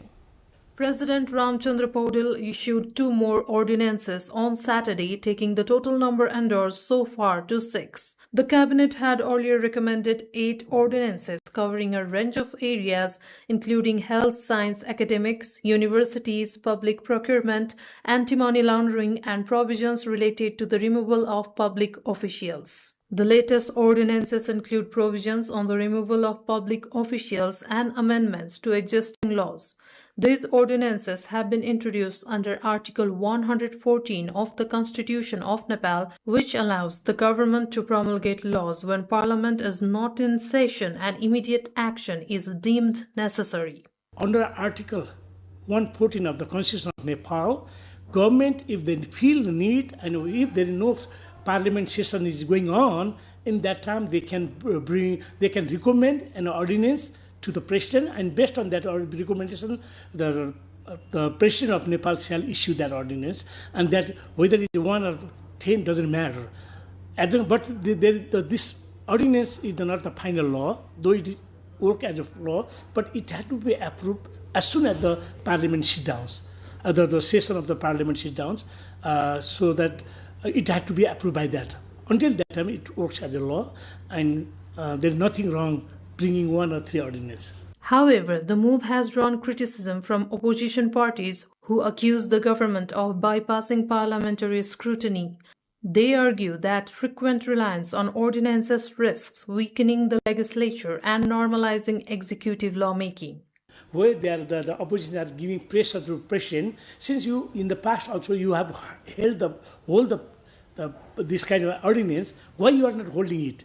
When it comes to the Constitutional the Appointment Act, So it's right, the opposition may be right on that, but wrong things cannot justify repeating the same mistake in future as a rule. The government, however, maintains that the ordinances are part of a broader reform push aimed at streamlining governance, curbing political appointments, and addressing inefficiencies in key sectors. केही क्षेत्रमा कानुनको अभाव वा अस्पष्टता भएका कारण काम अगाडि बढाउन कठिन भइरहेको थियो। त्यस्ता कानुनी अवरोधहरू हटाएर तुरुन्त निर्णय गर्न कानुन आवश्यक थियो र हामीले अध्यादेश लिएर आयौं। सामान्य प्रक्रियाबाट संसदमा गएर विधेयक पारित गर्न एकदम फास्ट ट्र्याकमा काम गर्दाखेरि पनि कम्तीमा 3-4 महिना लाग्न सक्छ। त्यसकारण सरकारले द्रुत गतिमा प्रभावकारी रूपमा काम गर्न अध्यादेश सिफारिस गरेको। A key flashpoint has emerged over a proposed amendment related to the Constitutional Council. The President cannot hold any ordinance if it has been recommended by the Cabinet, means Council of Ministers. Maybe the bill can be held by the President, not the ordinance. Bill and ordinance is different. Bill is passed by the Parliament. Ordinance is recommended by the Council of Ministers. So, in case of ordinance, the President is under obligation under the Constitution of Nepal to promulgate or to issue that ordinance without any delay or without any questions. While the government has pushed it as a part of its reform agenda, President Paudel has opted instead to consult constitutional experts. Defending the move, Minister for Law, Justice and Parliamentary Affairs, Sobita Gautam, said ordinances are a constitutional tool to address urgent governance needs. अहिलेको सरकारसँग संसदमा बहुमत छ, लगभग 2/3 नै छ। त्यसैले कुनै कुरा लुकाएर वा पर्दा पछाडी बसेर योजना बनाएर खुसुक्क गरिरहनु पर्ने अवस्था छैन। संसद मार्फत कानुन पारित गर्न सक्ने क्षमता यो सरकारसँग पर्याप्त मात्रामा छ। यो सरकार द्रुत गतिमा काम गर्न चाहन्छ। She added that while laws are typically passed through Parliament, delays in the legislative process can hinder effective governance. Senior advocate Gandhi Pandit said that while the majority government has the capacity to pass laws through Parliament, it may still resort to ordinances to expedite decisions. Sometimes a situation arises when Parliament is not there, but the government has to act immediately. And since the law is some kind of barrier, in order to overcome that barrier, they are allowed to bring ordinance. And after issuing the ordinance, which will have an effect of the law, then they can work what is needed for the need of the people. So this is the very normal, nothing abnormal or something against the Constitution. The coming days will be crucial in determining whether these ordinances move forward, face legal challenges, or trigger a wider debate. Sabika Shrestha with camera person Samir Thapa reporting for NTV World. The Nepal government is set to dismiss 1,594 officials appointed by the previous administration through an ordinance issued by President Ramchandra Paudel. The dismissals will take effect after the ordinance is published in the official gazette, with letters being sent to the affected officials. To ensure continuity in government operations, acting chiefs or joint secretaries from the respective ministries will temporarily oversee the vacated positions. Additionally, the government plans to fill these vacancies through a competitive merit-based process in line with the relevant legal provisions. The move follows the issuance of the Special Provisions Ordinance 2083, which aims to streamline public service appointments. Amid these developments, we talked to legal practitioners who weighed in on the recent ordinance promulgated by the President. Here's what they had to say. This government's attempt to rule by ordinance is a blatant attack on our democratic norms. We have a Prime Minister who hasn't even bothered to address the Parliament yet. They call the House session and only to abruptly adjourn it. Why? To bypass the people's representatives and push law through the back door. In democracies and as per the Constitution of Nepal, ordinances are not general rule of lawmaking. It is an exceptional rule for lawmaking, and issuing ordinance it is not only undemocratic, it also undermines the legislative authority. The real concern is the parliament was about to be called and then suddenly cancelled and ordinance was pushed. So the real question is, was it urgency or just to avoid the debate. The government says it wants reform, but in real democracy, it's not about what you do. It's about how you do it. So here comes the role of president, not just to approve, but to reflect. The Constitution in its Article 114 uses the term circumstances which render it necessary to take immediate action as the precondition of issuing an ordinance. What are these circumstances? It is not defined by the Constitution and it is yet to be defined by the court. This is what leads to the misuse of ordinance time and again. The surrounding event are thus used to justify the circumstances necessary in issuing an ordinance. But in this case, scheduled meeting of the Parliament was called off to issue ordinance. This certainly brings the narrative of we did it for the good of people into question. Bal-led Rashtriya Swatantra Party government has thus continued the old ways of misusing the ordinance and has kept the door open for its misuse in the future. The recent passed ordinance are seriously raising the questions over the constitutional authority, over the constitutional freedoms, the democracy, and likewise, it also sets the bad precedent by bypassing the parliamentary process and taking ordinance as a shortcut or the last resort is risking the whole institution into the cycle of politicization. We need to be vigilant, but we also need to be balanced. We need to give them that place to work because we're not looking for authoritarian or dictatorial government. So ordinances are okay for now, but it shouldn't be a precedence. And in any case, Article 114 of our Constitution puts a timeline of 60 days. So our job is to be vigilant, but give them space. At the one hand, the government is cancelling the already called parliamentary session and bringing the ordinances and playing in the legal loopholes. So this is actually concerning for the democratic and constitutional procedures. That seems alarming.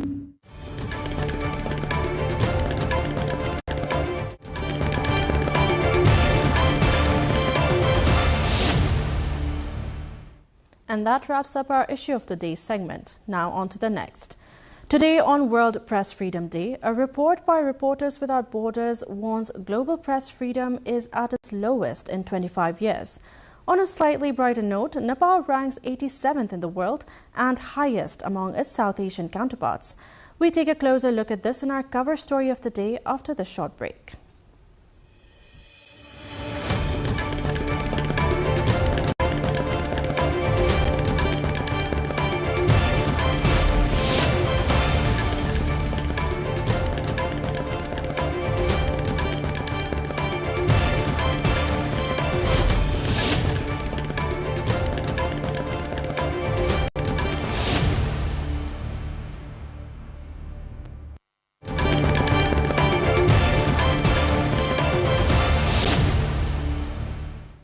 Welcome back. You're watching NTV World News Hour. And now it's time for our cover story segment. World Press Freedom Day is being observed worldwide under the theme Shaping a Future at Peace, promoting press freedom for human rights, development and security, highlighting the importance of free and independent media and protecting democracy. However, RSF reports that global press freedom has fallen to a 25-year low, with at least 60 media professionals killed in 2025 and 140 journalists listed as disappeared, underscoring the growing risk faced by journalists worldwide. Diksha Awasthi looks more in this story. Every year, May 3 is observed as the World Press Freedom Day to evaluate press freedom around the world to defend the media from attacks on their independence. The day this year is being celebrated as the press freedom across the world. The press freedom has declined to its lowest level in 25 years, according to the latest annual ranking released by Reporters Without Borders RSF. Its latest report, the 2026 World Press Press Freedom Index details how the working environment for journalists is deteriorating worldwide. RSF Director General Thibaut Broti warned that journalists across the world are increasingly facing legal and political pressure, with their work being criminalized through what he described as an expanding set of repressive laws. Reporters sans frontières publie son classement mondial 2026 de la liberté de la presse. Il y a 3 faits saillants. Tout d'abord, la liberté de la presse est à son plus bas depuis que RSF le mesure, depuis 2002. Deuxièmement, nous voyons que la tendance annuelle, c'est la baisse très nette d'un indicateur qui est celui de l'indicateur légal. De plus en plus de journalistes nous font part de la criminalisation de leurs pratiques avec un arsenal de lois répressives qui est déployé contre eux. Et puis troisièmement, les Amériques dévissent dans le classement. Les États-Unis perdent 7 places et puis on voit des pays d'Amérique latine qui connaissent un déclin assez net, assez prononcé. Je pense notamment à l'Équateur et au Pérou. C'est le fait. Alexandra Bilakwaska, advocacy manager at RSF's Asia Pacific Bureau, said that for the first time in the index's history, more than half of the world's countries now fall into difficult or very serious situations. The overall score deteriorated in 2026.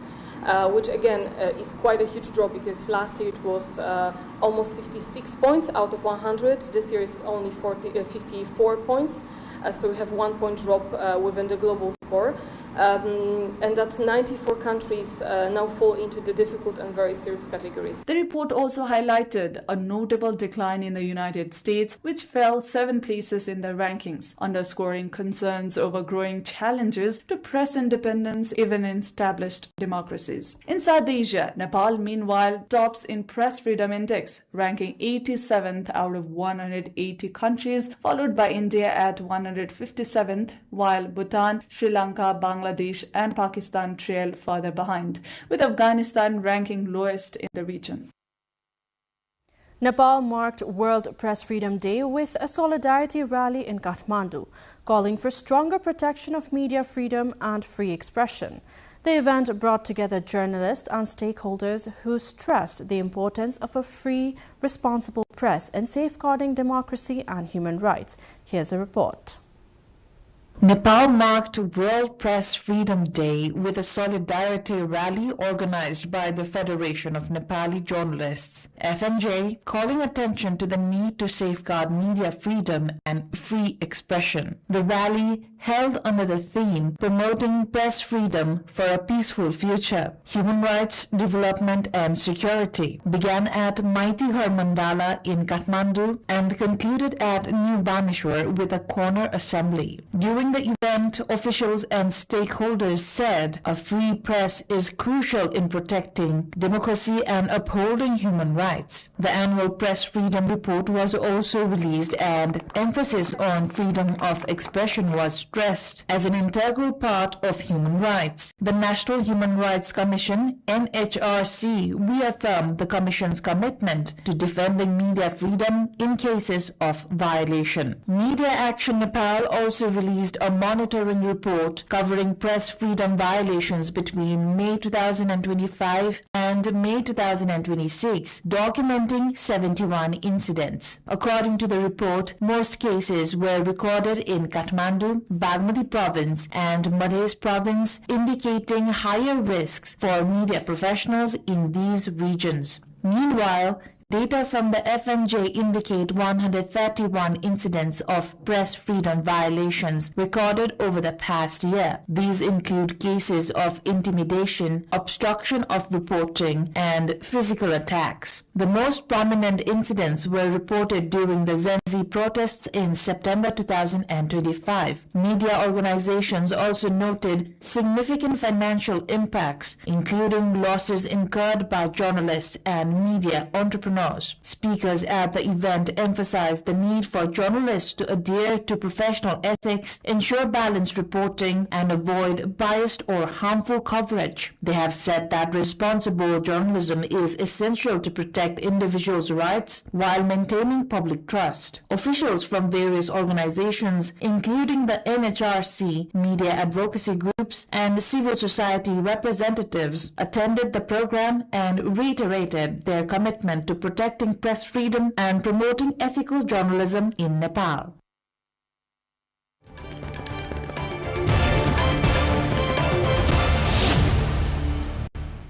That wraps up our cover story segment. Now we move on to the remaining updates. Nepal's Ministry of Urban Development has urged residents left out of the relocation of vulnerable settlements along the Bagmati River in Kathmandu to register for assistance. Affected and landless individuals have been asked to report to the designated centre at Dashrath Stadium in Tripureshwar to access government support services. The ministry says the move is aimed at ensuring safe, organized and long-term rehabilitation of the displaced communities. The Kathmandu Valley's ongoing campaign to remove illegally constructed structures encroaching on government and public land has been ramped up in coordination with the Ministry of Urban Development, the District Administration Office Kathmandu and the Kathmandu Metropolitan City. Recently, the demolition process targeted unorganized and encroached structures in areas like Anamnagar, Devinagar under the Dhobikhola River corridor, where a dozer was deployed to tear down a 7-story house, though the demolition was not completed. Efforts are also underway to clear encroached structures along the Bishnumati River in the Balaju, Machapokhari and Tilganga areas. The Kathmandu Metropolitan City has expanded the operation to include settlements in Kapan's Sattale, Pathibhara and Tenzing Chowk. Affected families have been relocated to holding centers in Kirtipur, Balaju and Bhaktapur, where landless quarters are being identified and managed. Customs revenue collection at the Biratnagar Customs Office has been affected following a government directive mandating the mention of maximum retail price or MRP on all imported and domestically produced goods.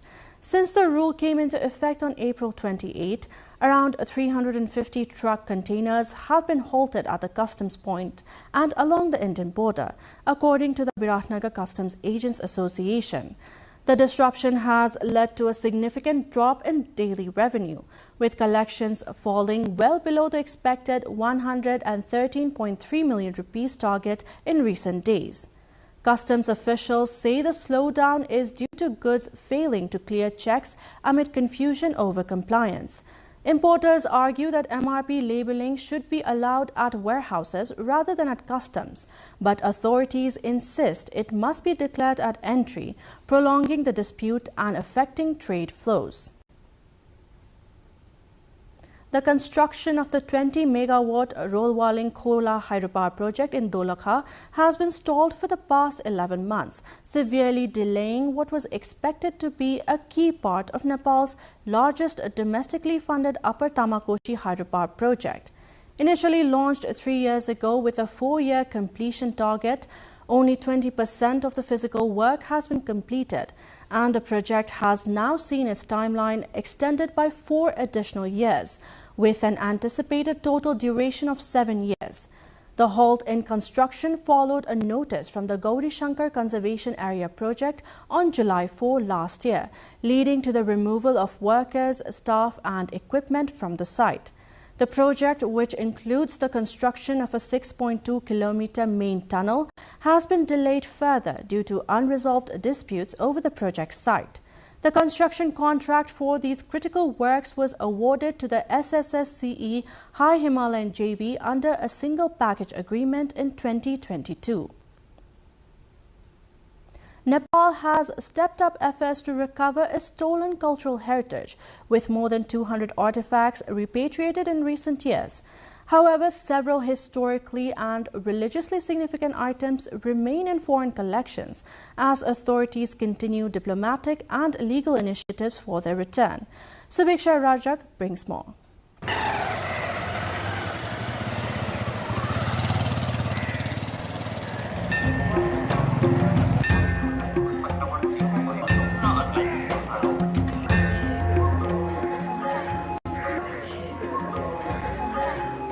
For decades, a number of Nepal's cultural and religious artifacts were removed from temples and heritage sites and later surfaced in international markets and museums. According to the Department of archaeology, these objects hold not only artistic value but also deep cultural and spiritual significance. Official records indicate that 449 archaeological artifacts and sculptures have been reported missing over the years. These include notable pieces such as the stone Uma Maheshwar statue taken from Bhaktapur in 1984 and the Talejo necklace removed from Hanuman Dhoka in 1970.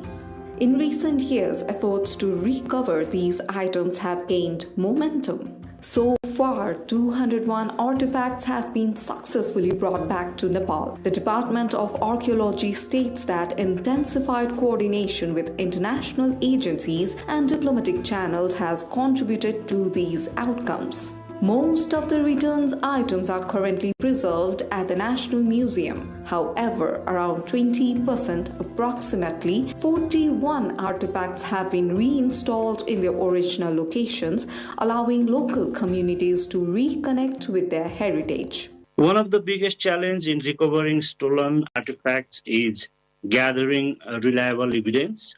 In many cases, we have to depend on references from books and publication written by foreign authors to establish origin and authenticity. This can make the process complex, especially when trying to meet legal requirements and coordinate with international institutions. Despite these achievements, many artifacts are still held abroad. Authorities report that several items have been identified in museums and collections in countries including France, the United States, the United Kingdom, and China. Efforts are ongoing to document and facilitate their return through legal and diplomatic processes. हाम्रो भगवान घर फिर्ता आउनुभयो भनेर कति धेरै खुसी हुनुहुन्थ्यो यो कम्युनिटी ओनरशिपको कारणले गर्दाखेरि आज हामीले we have been able to bring our God back. The government has identified more than 300 additional priority items for recovery. Officials emphasize that the process requires sustained international cooperation and adherence to cultural property laws. Suveksha Rajak reporting for NTV World. Nepal has seen a significant rise in churpi or Himalayan hard cheese exports, reaching approximately $8.37 million by mid-April, marking a 30.35% increase compared to the previous year. The total export volume also grew from 511,000 kilograms last year to 735,000 kilograms this year, according to Ishwar Kumar Humagai, Information Officer at Mechi Customs Office. Churpi, traditionally made from milk, is primarily produced in the eastern hill districts of Ilam, Thankutta and Pashthar, with recent production expansions into Chapa. Internationally, the hard cheese is increasingly popular as a chew treat for dogs and cats, thus driving demand. As a result, Nepal's rural dairy industries are focusing more on churpi production to meet the growing market needs.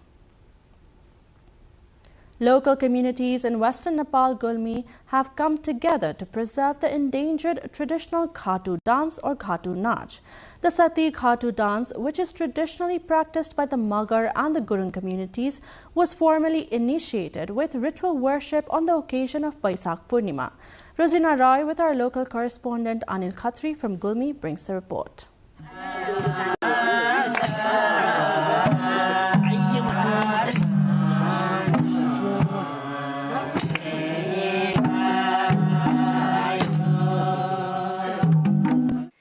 In the Bhangari area of western Nepal, Gulmi, locals have been organizing practice sessions and performances of Khatu Nach, Khatu dance on various occasions. The sessions attract the younger generation to participate.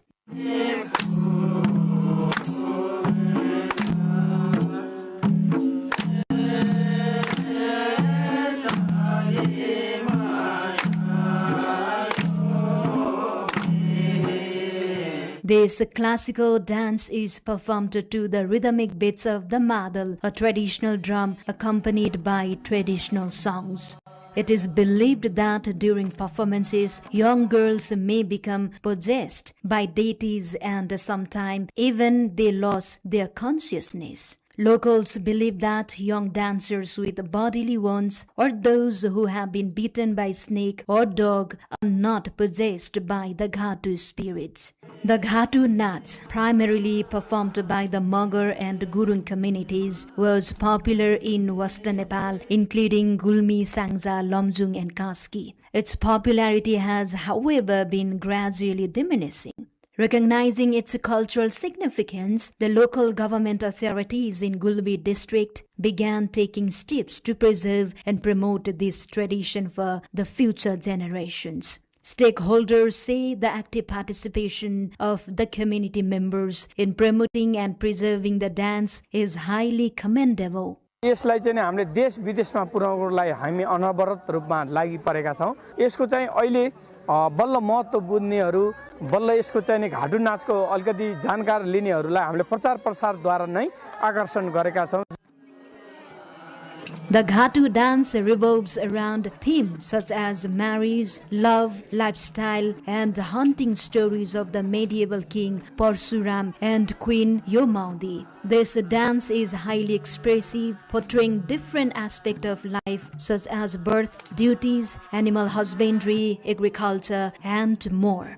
During the performance, the invocation and release of deities in the dancers are carried out through songs. The dance is especially performed on special occasions such as the full moon day during the Nepali month Baisak and Sri Panchami, often celebrated in a grand manner. Rosina Rai with Anil Khatri from Gulmi reporting for NTV World.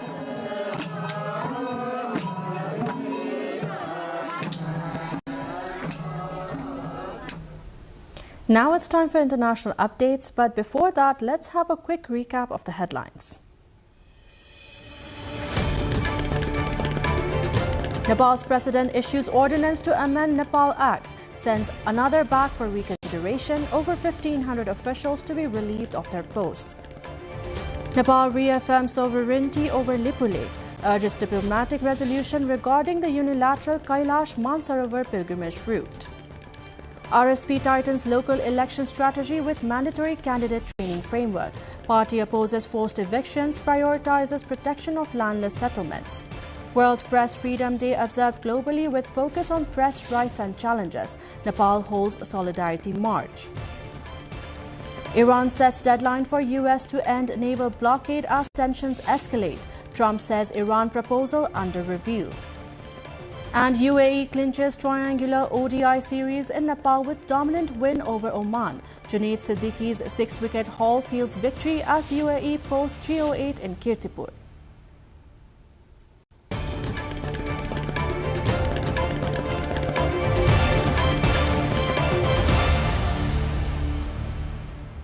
Anti-government protesters gathered in central Tel Aviv, taking to the streets in another demonstration against the Israeli government amid ongoing political tensions in the country. The protesters voiced opposition to current government policies, with many calling for political change and increased accountability from the authorities. Some demonstrators carried banners and chanted slogans demanding reforms as crowds moved through key streets in the city. The demonstrations formed part of a broader pattern of recurring protest in Israel, reflecting sustained public dissatisfaction over key national issues.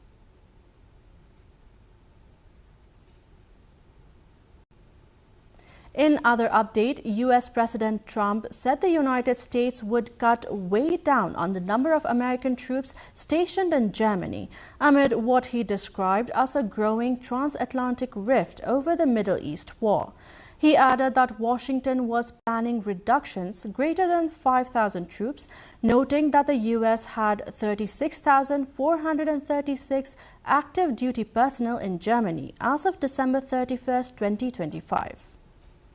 We're going to cut way down, and we're cutting a lot further than 5,000. Thank you very much.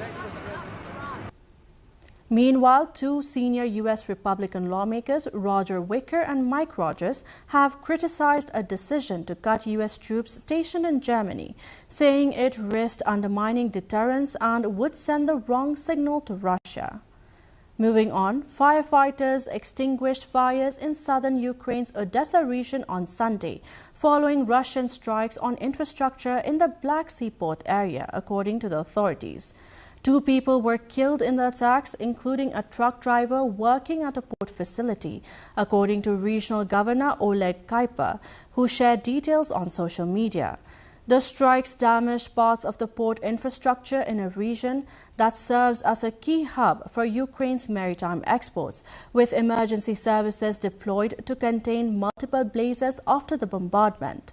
The Odessa region has repeatedly come under attack during the ongoing conflict, with port facilities frequently targeted. Authorities said emergency crews remained on site assessing damage and clearing debris following the latest strikes.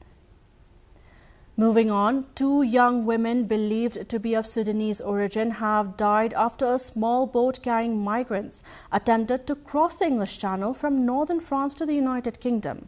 This comes as the English Channel remains one of the world's busiest maritime migration routes, with over 36,000 people crossing to UK in 2024 alone, according to official UK Home Office figures.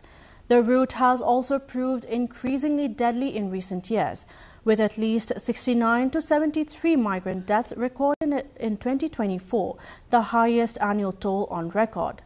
French authorities have increased patrols along the northern coast in response to continued crossings, but fatal incidents continue to be reported.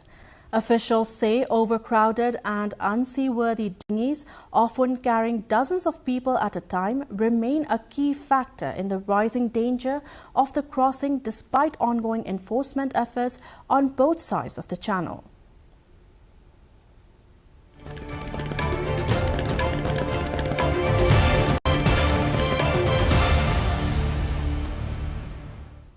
Business news coming up next. For now, a short breather.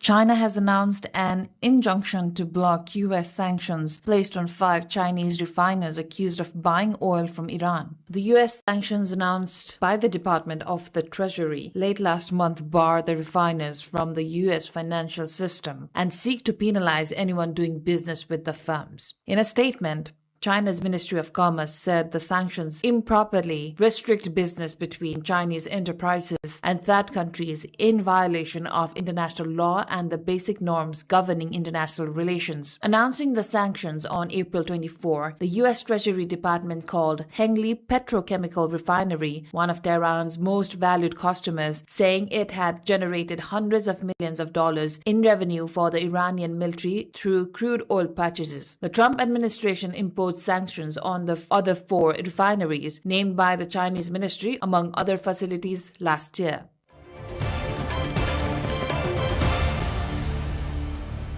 Airlines in the UK will be able to cancel flights weeks in advance without losing valuable takeoff and landing slots at busy airports if they face fuel shortages this summer. New contingency plans have been drawn by the UK government to let carriers plan ahead, helping to avoid disruptive last-minute cancellations for passengers. The proposals would allow airlines to merge flights on routes with multiple trips to the same destination on the same day, meaning passengers could be moved from their original booking to a similar one to save fuel. Meanwhile, bankrupt discount carrier Spirit Airlines ceased operation on Saturday, the industry's first casualty linked to the Iran war, after failing to secure creditor support for a U.S. government bailout plan. The collapse of the first carrier due to a doubling in jet fuel prices during the 2-month-old Iran war will cost thousands of jobs. It is a blow to US President Donald Trump, who had proposed $500 million to save Spirit despite opposition from some of his closest advisors and many Republicans in Congress.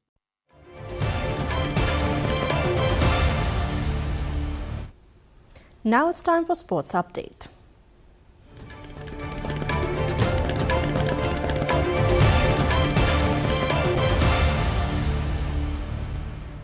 "27 officials, including board members of Nepal's National Sports Council, have been relieved of their posts following the issuance of a new ordinance. President Ramchandra Paudel issued the Special Provisions Ordinance 2083 on the resignation of public officials on the recommendation of the Council of Ministers, leading to the removal of those appointed under the National Sports Development Act 2077. With this decision, positions previously filled through political appointments within the Sports Council have now been declared vacant. The government has stated that it will soon begin the process of filing these posts. The move is part of a broader restructuring of the public appointments under the new legal framework.